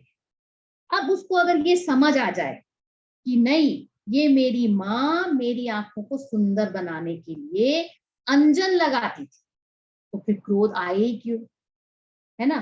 फिर तो लाड़ आएगा, प्यार आएगा। लेकिन प्यार आए तो नरक का दुख कैसे होगा। तो जितनी भी चीज मिलेगी, जो भी चीज मिलेगी ना, वो सब दुख ही देगी नरक के अंदर। अभी दुनिया में कई बार ऐसा होता है हमारे साथ कि अगर हमको दुख भोगना हो ना, तो प्रतिकूल विचार आते हैं, मतलब उल्टे विचार आएंगे। अभी मान लीजिए आपको कोई चीज खाने की इच्छा थी और वो मिल भी जाए, और आपके भाग्य में खाना लिखा हो तो आपके सामने भी आ जाए, लेकिन आपके भाग्य में दुख भोगना हो तो तो क्या होगा। पति क्या कहेंगे, आज तो बहुत अच्छा बना है खाना। अब क्या लगेगा हमको, अच्छा आज ही बना है, अब भोग लो, कर लो बात, अब हो जाएगी शुरू। क्यों, क्योंकि वो आज ही वर्ड में उसको क्या लग रहा है कि पति व्यंग कर। अब ये जो व्यंग है, अब इस बात को सुनकर के अब उनमें जो लड़ाई होगी, अब वो खाना भी बेकार। अब जो उसके सुख था, जो वो उसके अनुकूल था, लेकिन वो भी उसके लिए अब दुख का कारण बन गया। क्यों, अगर सुख भोगना हो, और हम अगर उसको सुख भोगना हो तो उसको लगेगा, पत्नी को लगेगा कि ये मेरी प्रशंसा कर रहा है, तो वो 2 रोटी और ज्यादा खिलाएगी। लेकिन उसको तो भोगना था दुख, तो बात उल्टी पड़ गई। तो भलाई करने पर भी कई बार लोग नेगेटिव ले लेते हैं, है ना। तो इस चीज को समझना चाहिए हमें। ऐसे ही जैसे अभी कोई भी घटना होगी तो भले ही उससे आप, जैसे कहते हैं ना कि वो सुख देने की हो, लेकिन आपके क्योंकि भाग्य में दुख है, आपको तो नरक में रहना है, तो वो अच्छी चीज भी आपके लिए दुख का निमित्त बन सकती है। और ये चीजें है ना, हम जीवन में कई बार देखते हैं कि ऐसा होता ही होता है हमारे पास।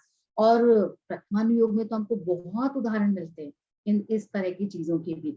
अभी जैसे अगर मैं और प्रैक्टिकल लाइफ का ही कहूँ, कि जैसे हमको कभी कभी अचानक से ऐसा होता है ना, किसी चीज के प्रति राग हो जाता है। जैसे ट्रेन में जा रहे हैं, तो कंपार्टमेंट में जो लोग बैठे हैं उनमें से किसी के प्रति राग हो जाता है, स्नेह हो जाता है, और किसी के प्रति द्वेष हो जाता है, इरिटेशन होने लगती है, ये क्यों है यहाँ पे, चला जाए, ये चला गया क्या, ऐसे ही विचार आते हैं। तो कोई पूर्व जन्म का संबंध होता है ना, तो ही हमारा ये सब कार्यक्रम होता है। ऐसे ही फ्री में किसी के साथ हमारा मिलना जुलना राग द्वेष नहीं होता है, वो पूर्व जन्म का ही कोई होता है। और उदाहरण भी हमको वर्तमान युग में मिलते हैं कई बार, कि अकारण ही, जिसे कहते हैं ना, किसी के साथ हमारा वैर हो जाता है, अकारण ही हमारा किसी के साथ राग हो जाता है। तो ये सब चीजें होती हैं। अभी घर में जिस दिन हमारे कोई लड़ाई हो जाए, लड़ाई हो जाए का मतलब जरूरी नहीं मारपीट ही हो, कहा सुनी हो जाए, कोई चीज आपके अनुकूल नहीं हो, प्रतिकूल हो जाए, कोई विचार आपका किसी ने सहमत ना हो, तो बात हो जाए, तो हम क्या सारा दिन शांति से रह पाते हैं। हम उस दिन कितने ज्यादा बेचैन हो जाते हैं। अब बोला ही हो जाए पति पत्नी में, बच्चे बच्चों में, आपस में हो जाए, माँ बाप के साथ हो जाए, कोई भी बात आपस में हो जाए, तो हम कितनी देर रह पाते हैं। इरिटेशन होने लगता है। और सोचो, नरक में 33 सागर है मैक्सिमम आयु, इतने टाइम तक। अब अगर ये ख्याल विचार आ जाए कि भाई नहीं रहना हमको नरक में, तो भाई ऐसे काम ही मत करो कि नरक में जाना पड़े। तो हमको जब अभी का इतना सा बर्दाश्त नहीं हो रहा, तो कैसे बर्दाश्त होगा वो सब। तो एक ही रास्ता है। देखो, अगर यहाँ अगर हमने, हमसे किसी ने कुछ बुरा व्यवहार किया ना, हमने उससे बोलना बंद कर दिया, पड़ोसी से, ठीक है, हमने अपना दरवाजा बंद कर लिया, अंदर बैठ गए। अब वहां क्या करेंगे, वहां तो कोई प्राइवेट हाउस होता नहीं है नरक में, तो सब पब्लिक हॉल है। तो वहां पर आपकी ये जो कषाय है, इनकी जिसे कहते हैं ना, प्रकटता ही प्रकटता है, और बिना बात की है, देख देख कर एक दूसरे को। ऐसा नहीं है कि कोई पूर्व का वैर ही याद आए तो ही हो, ये भी कोई जरूरी नहीं है। क्योंकि वो जगह ऐसी है, माहौल ऐसा है कि अपने आप ही ऐसा होता है कि कषाय कभी शांत नहीं होती। ऑल टाइम कषाय तो वैसे तो सभी गतियों में है, लेकिन इसमें बहुत ज्यादा तीव्र रहती है। बाकी की जो 3 गतियां है ना, उनके अंदर ऐसा नहीं होता कि एक ही कषाय की हमेशा तीव्रता बनी रहे, कि क्रोध ही क्रोध, क्रोध ही क्रोध चल रहा है। यहाँ तो क्रोध ही चल रहा है, तभी तो मारना पीटना चल रहा है निरंतर। लेकिन मनुष्य है, गति है, तिर्यंच गति है, देव गति है, इनमें क्या होता है, कषायों में परिवर्तन हो जाता है। एक सी ही कषाय ऑल टाइम नहीं रहती, मतलब ऐसा नहीं है तीव्र मंद ऐसा हो जाएगा। लेकिन वहां नरक गति में ऐसा नहीं होता। तो वहां नारकी की कषाय हमेशा ही तीव्र रहती है। और इस चक्कर में ही तो वो क्या करते हैं, एक दूसरे के साथ मारा पीटी में लगे रहते हैं, मारा पीटी में लगे रहते हैं। मतलब आप सोचिए कैसा माहौल है। हमें अभी किसी का लड़ना झगड़ना, तेज आवाज में बात करना पसंद नहीं आता, और वहां हमारा ही ऐसा होगा, हम ही तीव्र क्रोध करेंगे। अब अगर हमको ये गति नहीं चाहिए तो हमको क्या करना चाहिए, ये हमें विचारना पड़ेगा। तो यहाँ पर पंडित जी हमें डरा नहीं रहे हैं, ये हमें बता रहे हैं कि अभी भी समय है, अभी भी चेत सकते हैं। देखो, प्रतिकूल वातावरण में कुछ करना बहुत मुश्किल है। अभी जो कुछ है वो समझ लीजिए अन्य गतियों के मुकाबले बहुत अनुकूल है, बहुत अनुकूल है। आप कहेंगे कहाँ अनुकूल है, घुटनों में दर्द हो रहा है, पैरों में दर्द हो रहा है, कभी जुकाम खांसी हो रहा है, कभी सर में दर्द हो रहा है, कभी कुछ हो रहा है, कभी घर वालों की समस्या है, कभी कुछ है, इतनी तो समस्या है। अरे मान के चलो कुछ नहीं है, कुछ नहीं है नरक के दुख के आगे, एकेंद्र के दुख के आगे, निगोद के दुख के आगे कुछ नहीं है। अब अगर ये बात ख्याल में आ जाए तो कितनी समता धारण होगी। कोई बात नहीं, ये समय भी बीत जाएगा, जो समय आया है वो भी बीत जाएगा, पर्याय चले जाएगी। लेकिन किसी भी जिस कहते हैं ना राग, और ना राग करना किसी भी स्थिति के साथ, ना द्वेष करना, सम रहना, समता धारण करना, वो इम्पोर्टेंट है। और उन सबको धारण करने के लिए ही हमें यहाँ पे ये सारे दुखों की चर्चा की जा रही है। तो उसको उस एंगल से पढ़ना, ये जो बातें बताई जा रही हैं क्या ये हमको चाहिए, अगर चाहिए तो रमे रहो, और नहीं चाहिए तो हमको क्या करना चाहिए उस पर विचार करना। चलिए पढ़ लीजिए कविता जी। वहाँ क्रोधमान से परस्पर दुख देने का कार्य निरंतर पाया जाता है। यदि परस्पर मित्रता करें तो दुख मिट जाए, और अन्य को दुख देने से उनका कुछ कार्य भी नहीं होता। परंतु क्रोधमान की अति तीव्रता पाई जाती है, उससे परस्पर दुख देने की ही बुद्धि रहती है। विक्रिया द्वारा अन्य को दुखदायक शरीर के अंग बनाते हैं तथा शस्त्रादि बनाते हैं। उनके द्वारा दूसरों को स्वयं पीड़ा देते हैं और स्वयं को कोई और पीड़ा देता है। कभी कषाय उपशांत नहीं होती तथा उनमें माया लोभ की भी अति तीव्रता है, परंतु कोई इष्ट सामग्री वहां दिखाई नहीं देती, इसलिए उन कषायों का कार्य प्रकट नहीं कर सकते। उनसे अंतरंग में महादुखी है तथा कदाचित किंचित कोई प्रयोजन पाकर उनका भी कार्य होता है। हाँ, आगे पढ़ लीजिए। तथा चलिए हास्य इसमें से एक बात बता दीजिए, यहाँ पर जो लिखा है ना, अन्य को दुख देने से उनका कुछ कार्य भी नहीं होता। पता है, कोई पर्पस नहीं है उनको। अभी हमको कोई दुखी करता है तो हम कहते हैं ना, तेरे तूने कर क्यों रहा है, तेरे को क्या चाहिए मुझसे। लेकिन वहां किसी को किसी से कुछ चाहिए नहीं, बस दुखी देना है। और हम किसी को देते हैं, कोई हमें देता है, बस यही कार्यक्रम वहां पे चलता रहता है। तो इस तरह की स्थिति होती है। और साथ में देखिए, जो वो शरीर बनाते, शरीर के अंग बनाते हैं विक्रिया द्वारा, तो शस्त्र आदि भी बना लेते हैं, कटार बना लेंगे, तलवार बना देंगे, और उससे ना दूसरे को पीड़ा देंगे, फिर उनको कोई और पीड़ा देगा। तो इस तरह से कषाय उनकी शांत नहीं होती है। अब माया लोभ है, कषाय तो 25 ही है, लेकिन क्या है कि उनके सामग्री दिखाई नहीं देती। अब भूख तो बहुत है, खाने को तिनका नहीं है, तो दाना ही नहीं है, तो अब क्या करेंगे, अब उस कषाय को कैसे प्रकट करेंगे। तो वो प्रकट नहीं होती है, लेकिन अंतरंग में रहती है। तो इसलिए कहा, तो कदाचित किंचित कोई प्रयोजन पाकर उनका भी कार्य होता है। आगे 9 कषाय के बारे में पढ़ लीजिए। तथा हास्य रति कषाय है, परंतु बाह्य निमित्त नहीं है, इसलिए प्रकट होते नहीं है। कदाचित किंचित किसी कारण से होते हैं तथा अरति शोक भय जुगुप्सा के बाह्य कारण बने रहते हैं, इसलिए वे कषाय तीव्र प्रकट होती है। तथा वेदों में नपुंसक वेद है, तो इच्छा तो बहुत, और स्त्री पुरुषों से रमण करने का निमित्त नहीं है, इसलिए महापीड़ित है। इस हाँ, यहाँ प्रकार पर इन्होंने कषाय 9 कषायों की चर्चा कर दी है। तो इसमें ऐसी कोई विशेष बात नहीं है। इस बात को तो आप भी सहन समझ सकते हैं कि हास्य रति है, लेकिन बाह्य निमित्त ही नहीं है। जब हास्य रति कब होगा, जब लोग अनुकूल होंगे। तो जब लोग अनुकूल ही नहीं हुआ तो लड़ाई है, मार काट ही है, तो इसलिए वो प्रकट नहीं होते हैं। तो ऐसे कभी कभी किसी कारण से हो जाए तो हो जाए। और ऐसी अरति शोक भय जुगुप्सा जितनी भी विपरीत है 9 कषाएं, उन सब के भी साथ यही है कि बाहरी कारण बनते हैं, इसलिए वो कषाय तीव्र प्रकट होती है। और नारकी का वेद नपुंसक वेद होता है, तो वो स्त्री पुरुष से रमण करने का निमित्त ही नहीं है, तो इसलिए दुखी होता है। बढ़िया। इस प्रकार कषायों द्वारा अतीत उगती है तथा वेदनीय में असाताही का उदय है। उससे वहां अनेक वेदनाओं के निमित्त हैं। शरीर में कुष्ठ, कास, श्वास आदि अनेक रोग युगपत पाए जाते हैं और क्षुधा तृषा ऐसी है कि सर्व का भक्षण पान करना चाहते हैं और वहां की मिट्टी ही का भोजन मिलता है। वह मिट्टी भी ऐसी है कि यदि यहाँ आ जाए तो उसकी दुर्गंध से कई कोसों के मनुष्य मर जाएं और वहां शीत उष्णता ऐसी है कि यदि लाख योजन का लोहे का गोला हो तो वह भी उनसे भस्म हो जाए। कहीं शीत है, कहीं उष्णता है तथा पृथ्वी जहाँ शस्त्रों से भी महातीक्ष्ण कंटकों सहित है, उस पृथ्वी में जो वन है वे शस्त्र की धार समान पत्रादि सहित है। नदी ऐसे जलयुक्त है कि जिसका स्पर्श होने पर शरीर खंड खंड हो जाए। पवन ऐसा प्रचंड है कि उससे शरीर दग्ध हो जाता है तथा नारकी एक दूसरे को अनेक प्रकार से पीड़ा देते हैं। घानी में पेलते हैं, खंड खंड कर डालते हैं, हड्डियों में रांधते हैं, कोड़े मारते हैं, तप्त लोहादिक का स्पर्श कराते हैं इत्यादि वेदना उत्पन्न करते हैं। तीसरी पृथ्वी तक असुर कुमार देव जाते हैं। वे स्वयं पीड़ा देते हैं और परस्पर लड़ाते हैं।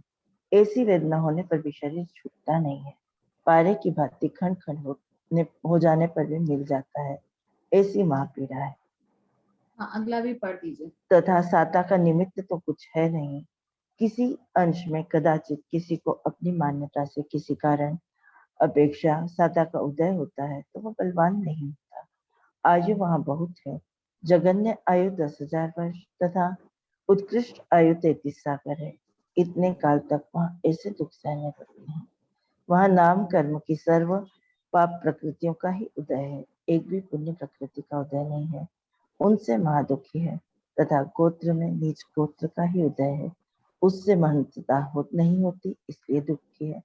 इस प्रकार नरक गति में महादुख जानना। हाँ, तो इस तरह से हमने नरक गति का चित्रण देखा कि वहां पे किस किस तरह के दुख होते हैं। तो हमने कुछ हद तक उसमें छडाला में भी पढ़े हैं और ये सारी चीजें हमको सभी ग्रंथों में देखने को मिलती हैं कि वहां पे किस तरह से प्रतिकूलताएं हैं। प्रतिकूलताओं की जिसे कहते हैं लिमिट, हद क्रॉस होती है यहाँ पे। इनको पढ़ के अगर हमारे रोंगटे खड़े हो जाएं तो लगे कि हमें भाव भाषण हुआ है। हम तो पढ़ जाते हैं इन चीजों को, हमें अनुभव ही नहीं होता कि ये जो दुख बताए जा रहे हैं ये किस तरह से होते होंगे, किस तरह की इनकी सीमा है, तो उस समय में उनको कैसा लगेगा। हमको अगर इसका भावासन करना है तो आप ये समझिए, जब हमें कभी गर्मी लग रही है तो विचार कीजिए कि फिर नरकों में क्या होगा हमारा, जब हमको ये गर्मी सहन नहीं हो रही। जब भूख लगती है तो विचार कीजिए कि नरक में क्या होने वाला है, वहां तो एक कण भी नहीं मिलने वाला खाने का, और हम अभी थोड़ा सा भोजन में लेट हो जाने पर हमारी हालत बिगड़ जाती है। देखो, किसी को कुछ प्रॉब्लम है हेल्थ वाइज, मैं उसकी बात नहीं कर रही हूँ। जैसे डायबिटिक है, डायबिटिक को उसी समय देना बहुत जरूरी है, उसकी डायबिटीज बढ़ जाती है, मैं उसकी बात नहीं कर रही, जनरल बात कर रही हूँ कि हमको जो भी चीजें हैं पर विचारना। जो डायबिटीज हुई है या जो गैस है, एसिडिटी है, ये जो भी आपके हेल्थ इश्यूज होते हैं वो किसी न किसी कर्म के उदयवश ही हुए हैं ना। तो हमको ये समझना अभी तो इतना ही है, वहां क्या होगा, नरक में क्या होगा, जब कुछ मिलेगा भी नहीं, कुछ नहीं होगा वहां की। अब सोचिए कैसा एटमॉस्फेयर, थोड़ी सी भी हमें कहीं पे नॉन वेज की स्मेल आ जाती है, कहीं पे किसी के कोई ऑमलेट बन रहा हो या कहीं पे कुछ ऐसा, तो हमारी हमारी आकृति, मुख की आकृति हो कैसे जाती है। हम लोग भागते हैं अपने घर के खिड़की दरवाजे बंद करने के लिए कि घर में स्मेल ना आए। अब आप सोचिए वहां की स्मेल कैसी होगी, दुर्गंध कैसी है, कोसों तक के मनुष्य मर जाए, इतनी दुर्गंध। और मर जाए की बात कहिए, इतनी भयंकर स्मेल है। कभी कभी जब हम फैक्ट्री एरिया से क्रॉस करते हैं तो वहां पर कई बार जहाँ पे शुगर फैक्ट्री वगैरह है तो वहां अजीब सी स्मेल होती है। तो आप सोचिए जो लोग वहीं पे रहकर काम कर रहे हैं तो उनका क्या हाल होता होगा, है ना। तो ये हम एक थोड़ा सा रिलेट कर सकते हैं इन सब चीजों को कि वहां नरक में फिर कैसा होता होगा जब वहां पे ऐसी स्थिति होती होगी। अब यहाँ जो गर्मी और सर्दी की उष्णता है उसकी भयंकरता है, उसको बताने के लिए वाली बातें कही गई हैं कि 1,00,000 योजन का गोला वो भस्म हो जाए, इतनी शीत है, इतनी ठंडक है कि लोहे का गोला पिघल जाए। और ऐसे ही गर्मी की बात की जाती है। ऐसे ही क्या की जाती है कि जो वन है, जो उसके वहां पे नीचे जो वन है वहां पे क्या है, पत्ते जो है वो कैसे कांटों वाले हैं। नदी का जो जल है वो ऐसा है कि स्पर्श हो जाए तो खंड खंड हो जाए। मतलब हर चीज हर जगह आपको, हवा कैसी है, शरीर को जला दे। मतलब हर तरह की पीड़ा ही पीड़ा, दुख ही दुख है। हम उनकी कल्पना, जैसे कहते हैं ना, कर ही नहीं पा रहे, क्योंकि कल्पना अगर सच में हो जाए ना, हम सिहर जाए, रोंगटे खड़े हो जाए। सच कह रही हूँ मैं, अगर हमें ये ऐसा महसूस हो जाए ना जिस पल कि वहां इस तरह की वेदना है, लेकिन हमें ऐसा नहीं होता, इसका मतलब हम वो अनुभव में ला ही नहीं पा रहे, हमें भाषण ही नहीं हो रहा। विचार कीजिएगा, देखो, जो अभी हमें दुख मिल रहे हैं उनको तो हम फील कर रहे हैं, उनका तो भाव भाषण हो रहा है, उसको उनसे कंपेयर करिएगा, वहां कितना एक्सट्रीम होगा। अभी हम सब माँ बन चुके हैं, तो माँ बनने में कितनी वेदना होती है, जन्म देने में, हम इसको जानते हैं। अब आप सोचिए, उतनी सी वेदना है अभी, और वहां कैसी वेदना, जब घानी में पेल दें, खंड खंड कर दें, हंडियों में रांधते हैं, कोड़े मारते हैं, लोहे का स्पर्श कराते हैं। मतलब आप सोचिए तो, जब हम देखते हैं ना टीवी के अंदर 3rd डिग्री का यूज करते हुए किसी सीरियल में या किसी उसमें, तो हमारे रोंगटे खड़े हो जाते हैं, हमें सहन नहीं होता, हम सिहर जाते हैं। अब सोचिए वहां पे नरक में हम करेंगे और कराएंगे। और ऐसा करने के अंदर कौन और सहयोग देता है, 3री पृथ्वी तक असुर कुमार जाति के जो देव होते हैं वो वहां तक जाते हैं, और वो परस्पर पीड़ा देते हैं और परस्पर लड़ाते हैं। ऐसा नहीं कि उनका कोई शत्रुता होती है, मनोरंजन करते हैं, मनोरंजन करने के लिए। और दुख ये होता है कि शरीर छूटता नहीं है, वो तो पारे की तरह से टुकड़े टुकड़ों का फिर से मिल जाता है। मतलब दुख का एंड ही नहीं होता। तो कहा आगे कि साता का निमित्त तो कुछ है ही नहीं, लेकिन फिर भी किसी कोई अंश में कदाचित किसी को अपनी मान्यता से, क्यों, क्योंकि पूर्व जन्म का अगर कोई लेकर आया है, तो उसका जो उदय है, उस उदय से ऐसा हो सकता है कि उसको कोई किसी कारण से, किसी अपेक्षा से साता का उदय हो जाए, लेकिन वो बलवान नहीं। और आयु कितनी है, बहुत ज्यादा। जघन्य मतलब मिनिमम, मिनिमम आयु 10,000 वर्ष, और उत्कृष्ट मैक्सिमम 33 सागर। सागर के बारे में हम चर्चा करेंगे जब हम काल के ऊपर पढ़ेंगे, काल चक्र पढ़ेंगे, 3rd पेपर की बुक है, तब हम इसकी चर्चा करेंगे। पर 33 सागर बहुत बड़ा काल है, एक सागर अपने आप में बहुत बड़ा काल है, तो ये तो 33 सागर की बात है। इतने काल तक वहां पर दुख भोगना पड़ेगा। अब वहां नाम कर्म की सारी जितनी भी पाप प्रकृतियां, उनका उदय रहता, एक भी पुण्य प्रकृति नहीं होती, इसलिए वो महादुखी है। और गोत्र कर्म में नीच गोत्र का उदय है। यहाँ पे सारे 8 कर्मों के माध्यम से नरक गति के दुखों की चर्चा पंडित टोडरमल जी ने बहुत ही सूक्ष्मता से की है। सूक्ष्मता से इसलिए की है कि यहाँ पर उन्होंने हमको दिखाने की कोशिश की है, एंगल्स दिखाने की कोशिश की है, कि हम भाव भाषण कर सके, हम विचार कर सके कि किस किस तरह के दुख होते हैं। हम अभी अपने छोटे छोटे दुखों से जो दुखी हैं, आई होप हम इसके बाद, इसको पढ़ने के बाद से हमें कोई दुख मनुष्य गति के अंदर अब दुख लगेगा ही नहीं। क्यों? क्योंकि ये नरक गति के दुखों के आगे बहुत हल्के हैं, बहुत हल्के। मैं तो कहूंगी कि चौथे काल में या जो 5वें काल के शुरुआत में जो हम प्रथमा नियोग में पढ़ते हैं ना, कि है ना, लोहे के आभूषण पहना दिए, या सर के ऊपर अंगीठी रख दी, स्यालनी खा रही है, ये तो चीजें है ही नहीं अभी। अभी तो बहुत अच्छा काल चल रहा है, जिनवाणी बरस रही है, जहां देखो जहां, आप बस लेने की इच्छा होनी चाहिए, करने की इच्छा होनी चाहिए। आप अपना, आपका जिसे कहते हैं ना, कल्याण करना चाहें तो कल्याण कर सकते हैं। इस समय वो स्थिति चल रही है। तो इन सब चीजों पर विचार करके अपने इस समय का, अमूल्य समय को, के महत्व को समझते हुए उसमें अपना स्वाध्याय में अपना समय लगाएं, विचार करें क्या करना है हमें और क्या नहीं करना है। और इस समय तो बहुत ही अच्छा हमारा उपयोगी समय चल रहा है, 10 लक्षण महापर्व चल रहे हैं। इस समय हमारे जो कहते हैं ना, विचार कह लो या हमारा व्यवहार कह लो, आचार कह लो, सब एक अलग तरीके से हो जाता है, जो हमें पूरे साल भर वैसा नहीं रहता। लेकिन इस समय में हमारा स्वाध्याय भी अच्छा हो सकता है। तो अधिक से अधिक समय अपना स्वाध्याय में लगाएं, अधिक से अधिक चिंतन करें, जितना पढ़े उस पर विचार करें, अपने जीवन में देखें और अपने जीवन को सफल करने का प्रयास करें। किसी को कोई प्रश्न है तो यहाँ तक पूछ लीजिए। ये शेयर बंद कर दूं?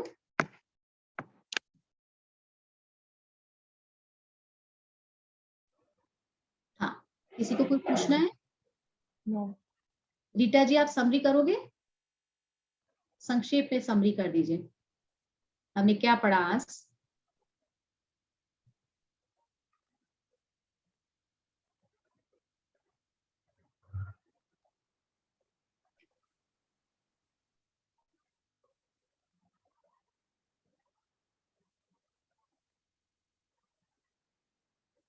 आप म्यूट हैं रीटा जी, आप म्यूट हैं।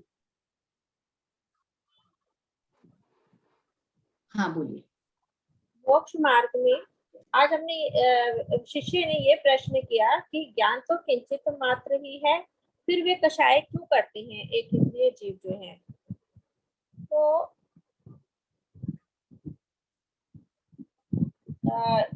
क्योंकि उनकी कषाय बहुत अधिक होती है और वो हमें एक इंद्रिय जीव बहुत सूक्ष्म होते हैं और हमें उनका क्रोध जो है वो दिखता नहीं है, वो व्यक्त नहीं कर पाते। उनके कषाय तो बहुत अधिक है और वे इसको व्यक्त नहीं कर पा रहे। मैम सारा है ना बहुत अच्छे से समझा था, लेकिन सब मिक्सअप हो गया।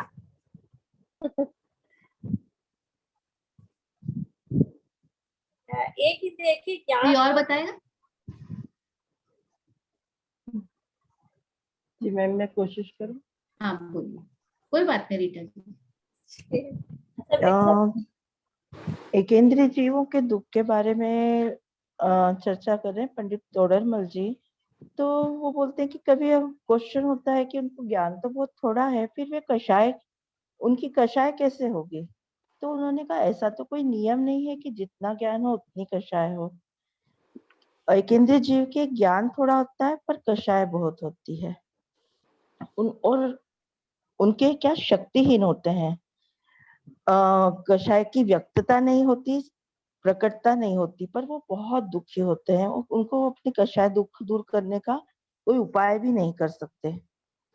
और ऐसा कहते हैं कि जो जो कषाय कम होती जाए और शक्ति बढ़ती जाए, त्यों त्यों दुख कम होता है। और एकेंद्रियों के क्या है कि उनकी कषाय तो बहुत कम है, कषाय तो बहुत है और शक्ति बहुत कम है, तो उनका दुख बहुत है और उनके दुख को केवल केवली ही जानते हैं। उनने इसके लिए अभी जैसे जेलर और कैदी का उदाहरण की, अगर जेल में कैद है तो कैदी कुछ नहीं कर सकता, उसको कुछ शक्ति ही नहीं है, दुख तो बहुत है पर कुछ कर नहीं सकता। या घर पर कोई बुलडोजर चलाने आए और हमारे पास कोई अथॉरिटी नहीं है, तो सिर्फ देख सकते हैं कि बुलडोजर चल रहा है। या कोमा में या सन्निपात का रोगी हो, उसकी शक्ति कम हो जाए पर कषाय तो है, प्रकट नहीं कर सकता, पर इस कारण दुखी है। और मोक्ष में क्या होता है कि जानने की इच्छा कम हो जाती है और ज्ञान पूर्ण हो जाता है और इच्छा जो है वो खत्म हो जाती है, तो सो मोक्ष में सुख है। इसी प्रकार अंतराय कर्म का जब यहाँ पर तीव्र उदय होता है केंद्रीय जीव में और केंद्रीय जीव की अवस्था में, इसलिए दुख ही दुख है, क्योंकि तीव्र उदय होता है तो मनचाहा काम होता ही नहीं है। और अघाती कर्मों की अपेक्षा से बात करें तो यहाँ पर विशेष रूप से प्रकृतियों का ही उदय है, सो दुख है। जैसे वनस्पति है, उसको पवन या जल, पवन से टूट जाती है या जल नहीं मिलती तो सूख जाती है, पूरी तरह पराधीन होते हैं और अत्यंत दुखी होते हैं। यथासंभव पृथ्वी का एक, जल का एक, वायु का एक, जीवों में भी इस तरह होता है कि वो उनको केवल एक इंद्रिय है, वो सिर्फ जो उनके जानने में, स्पर्श के जानने में जो आ रहा है दुख, वो पता चलता है पर उसका कुछ उपाय नहीं कर सकते।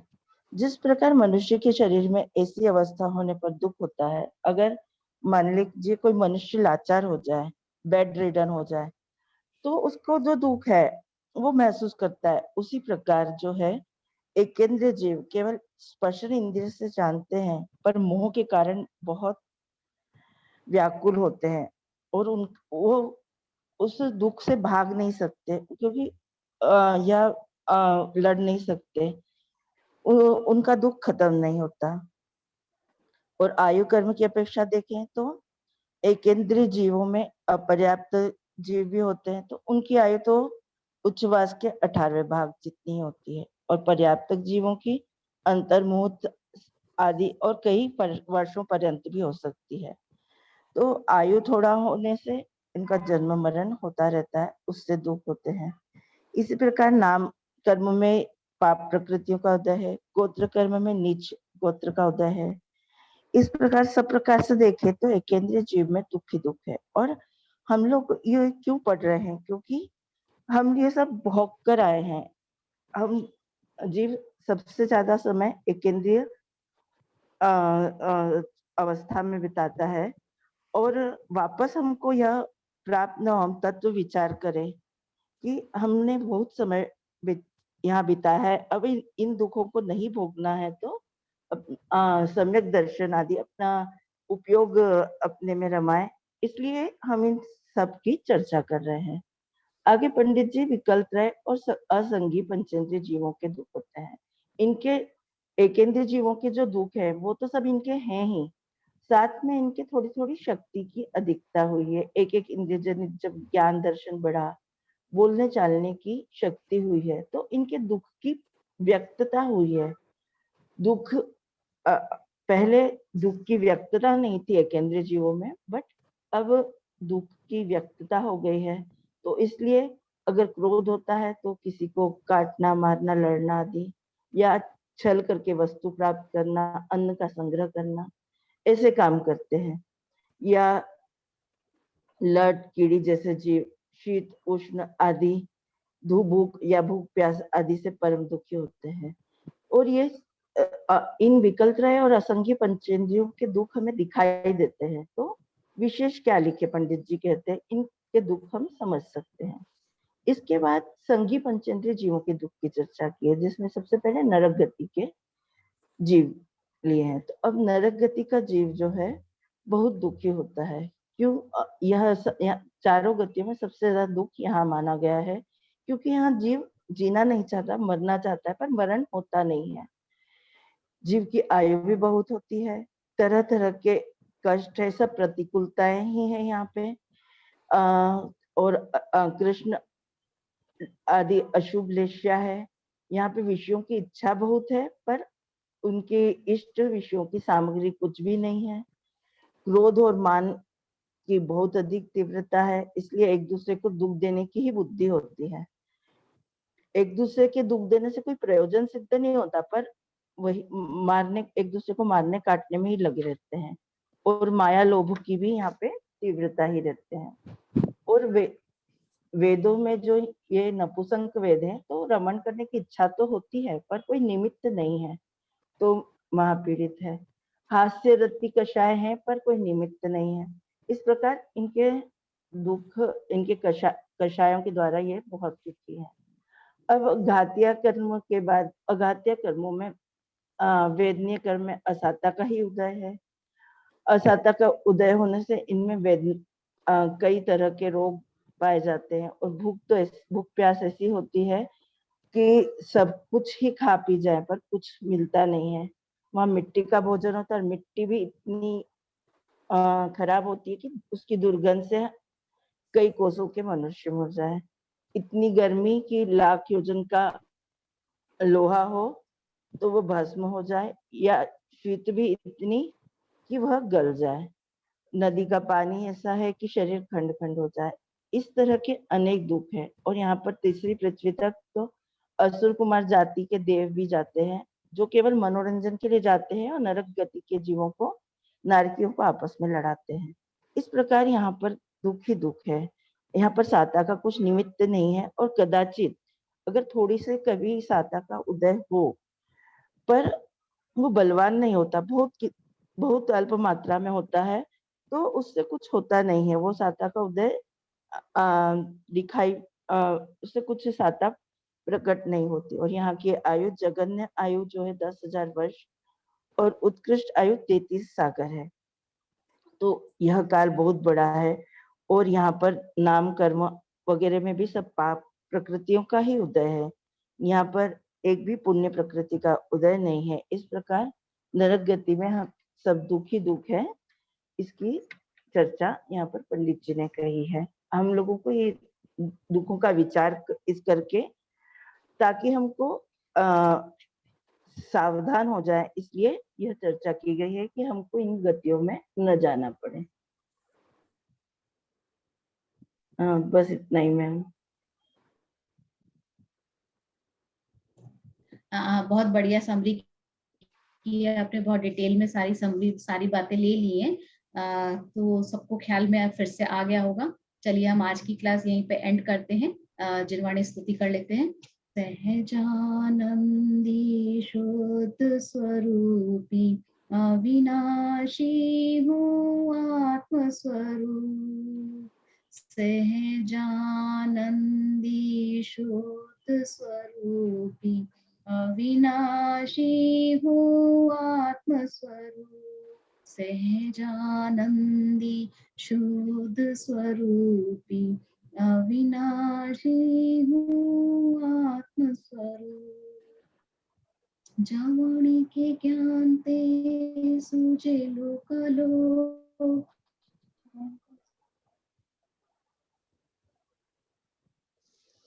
वाणी मस्तक नमो सदा देत गुरु।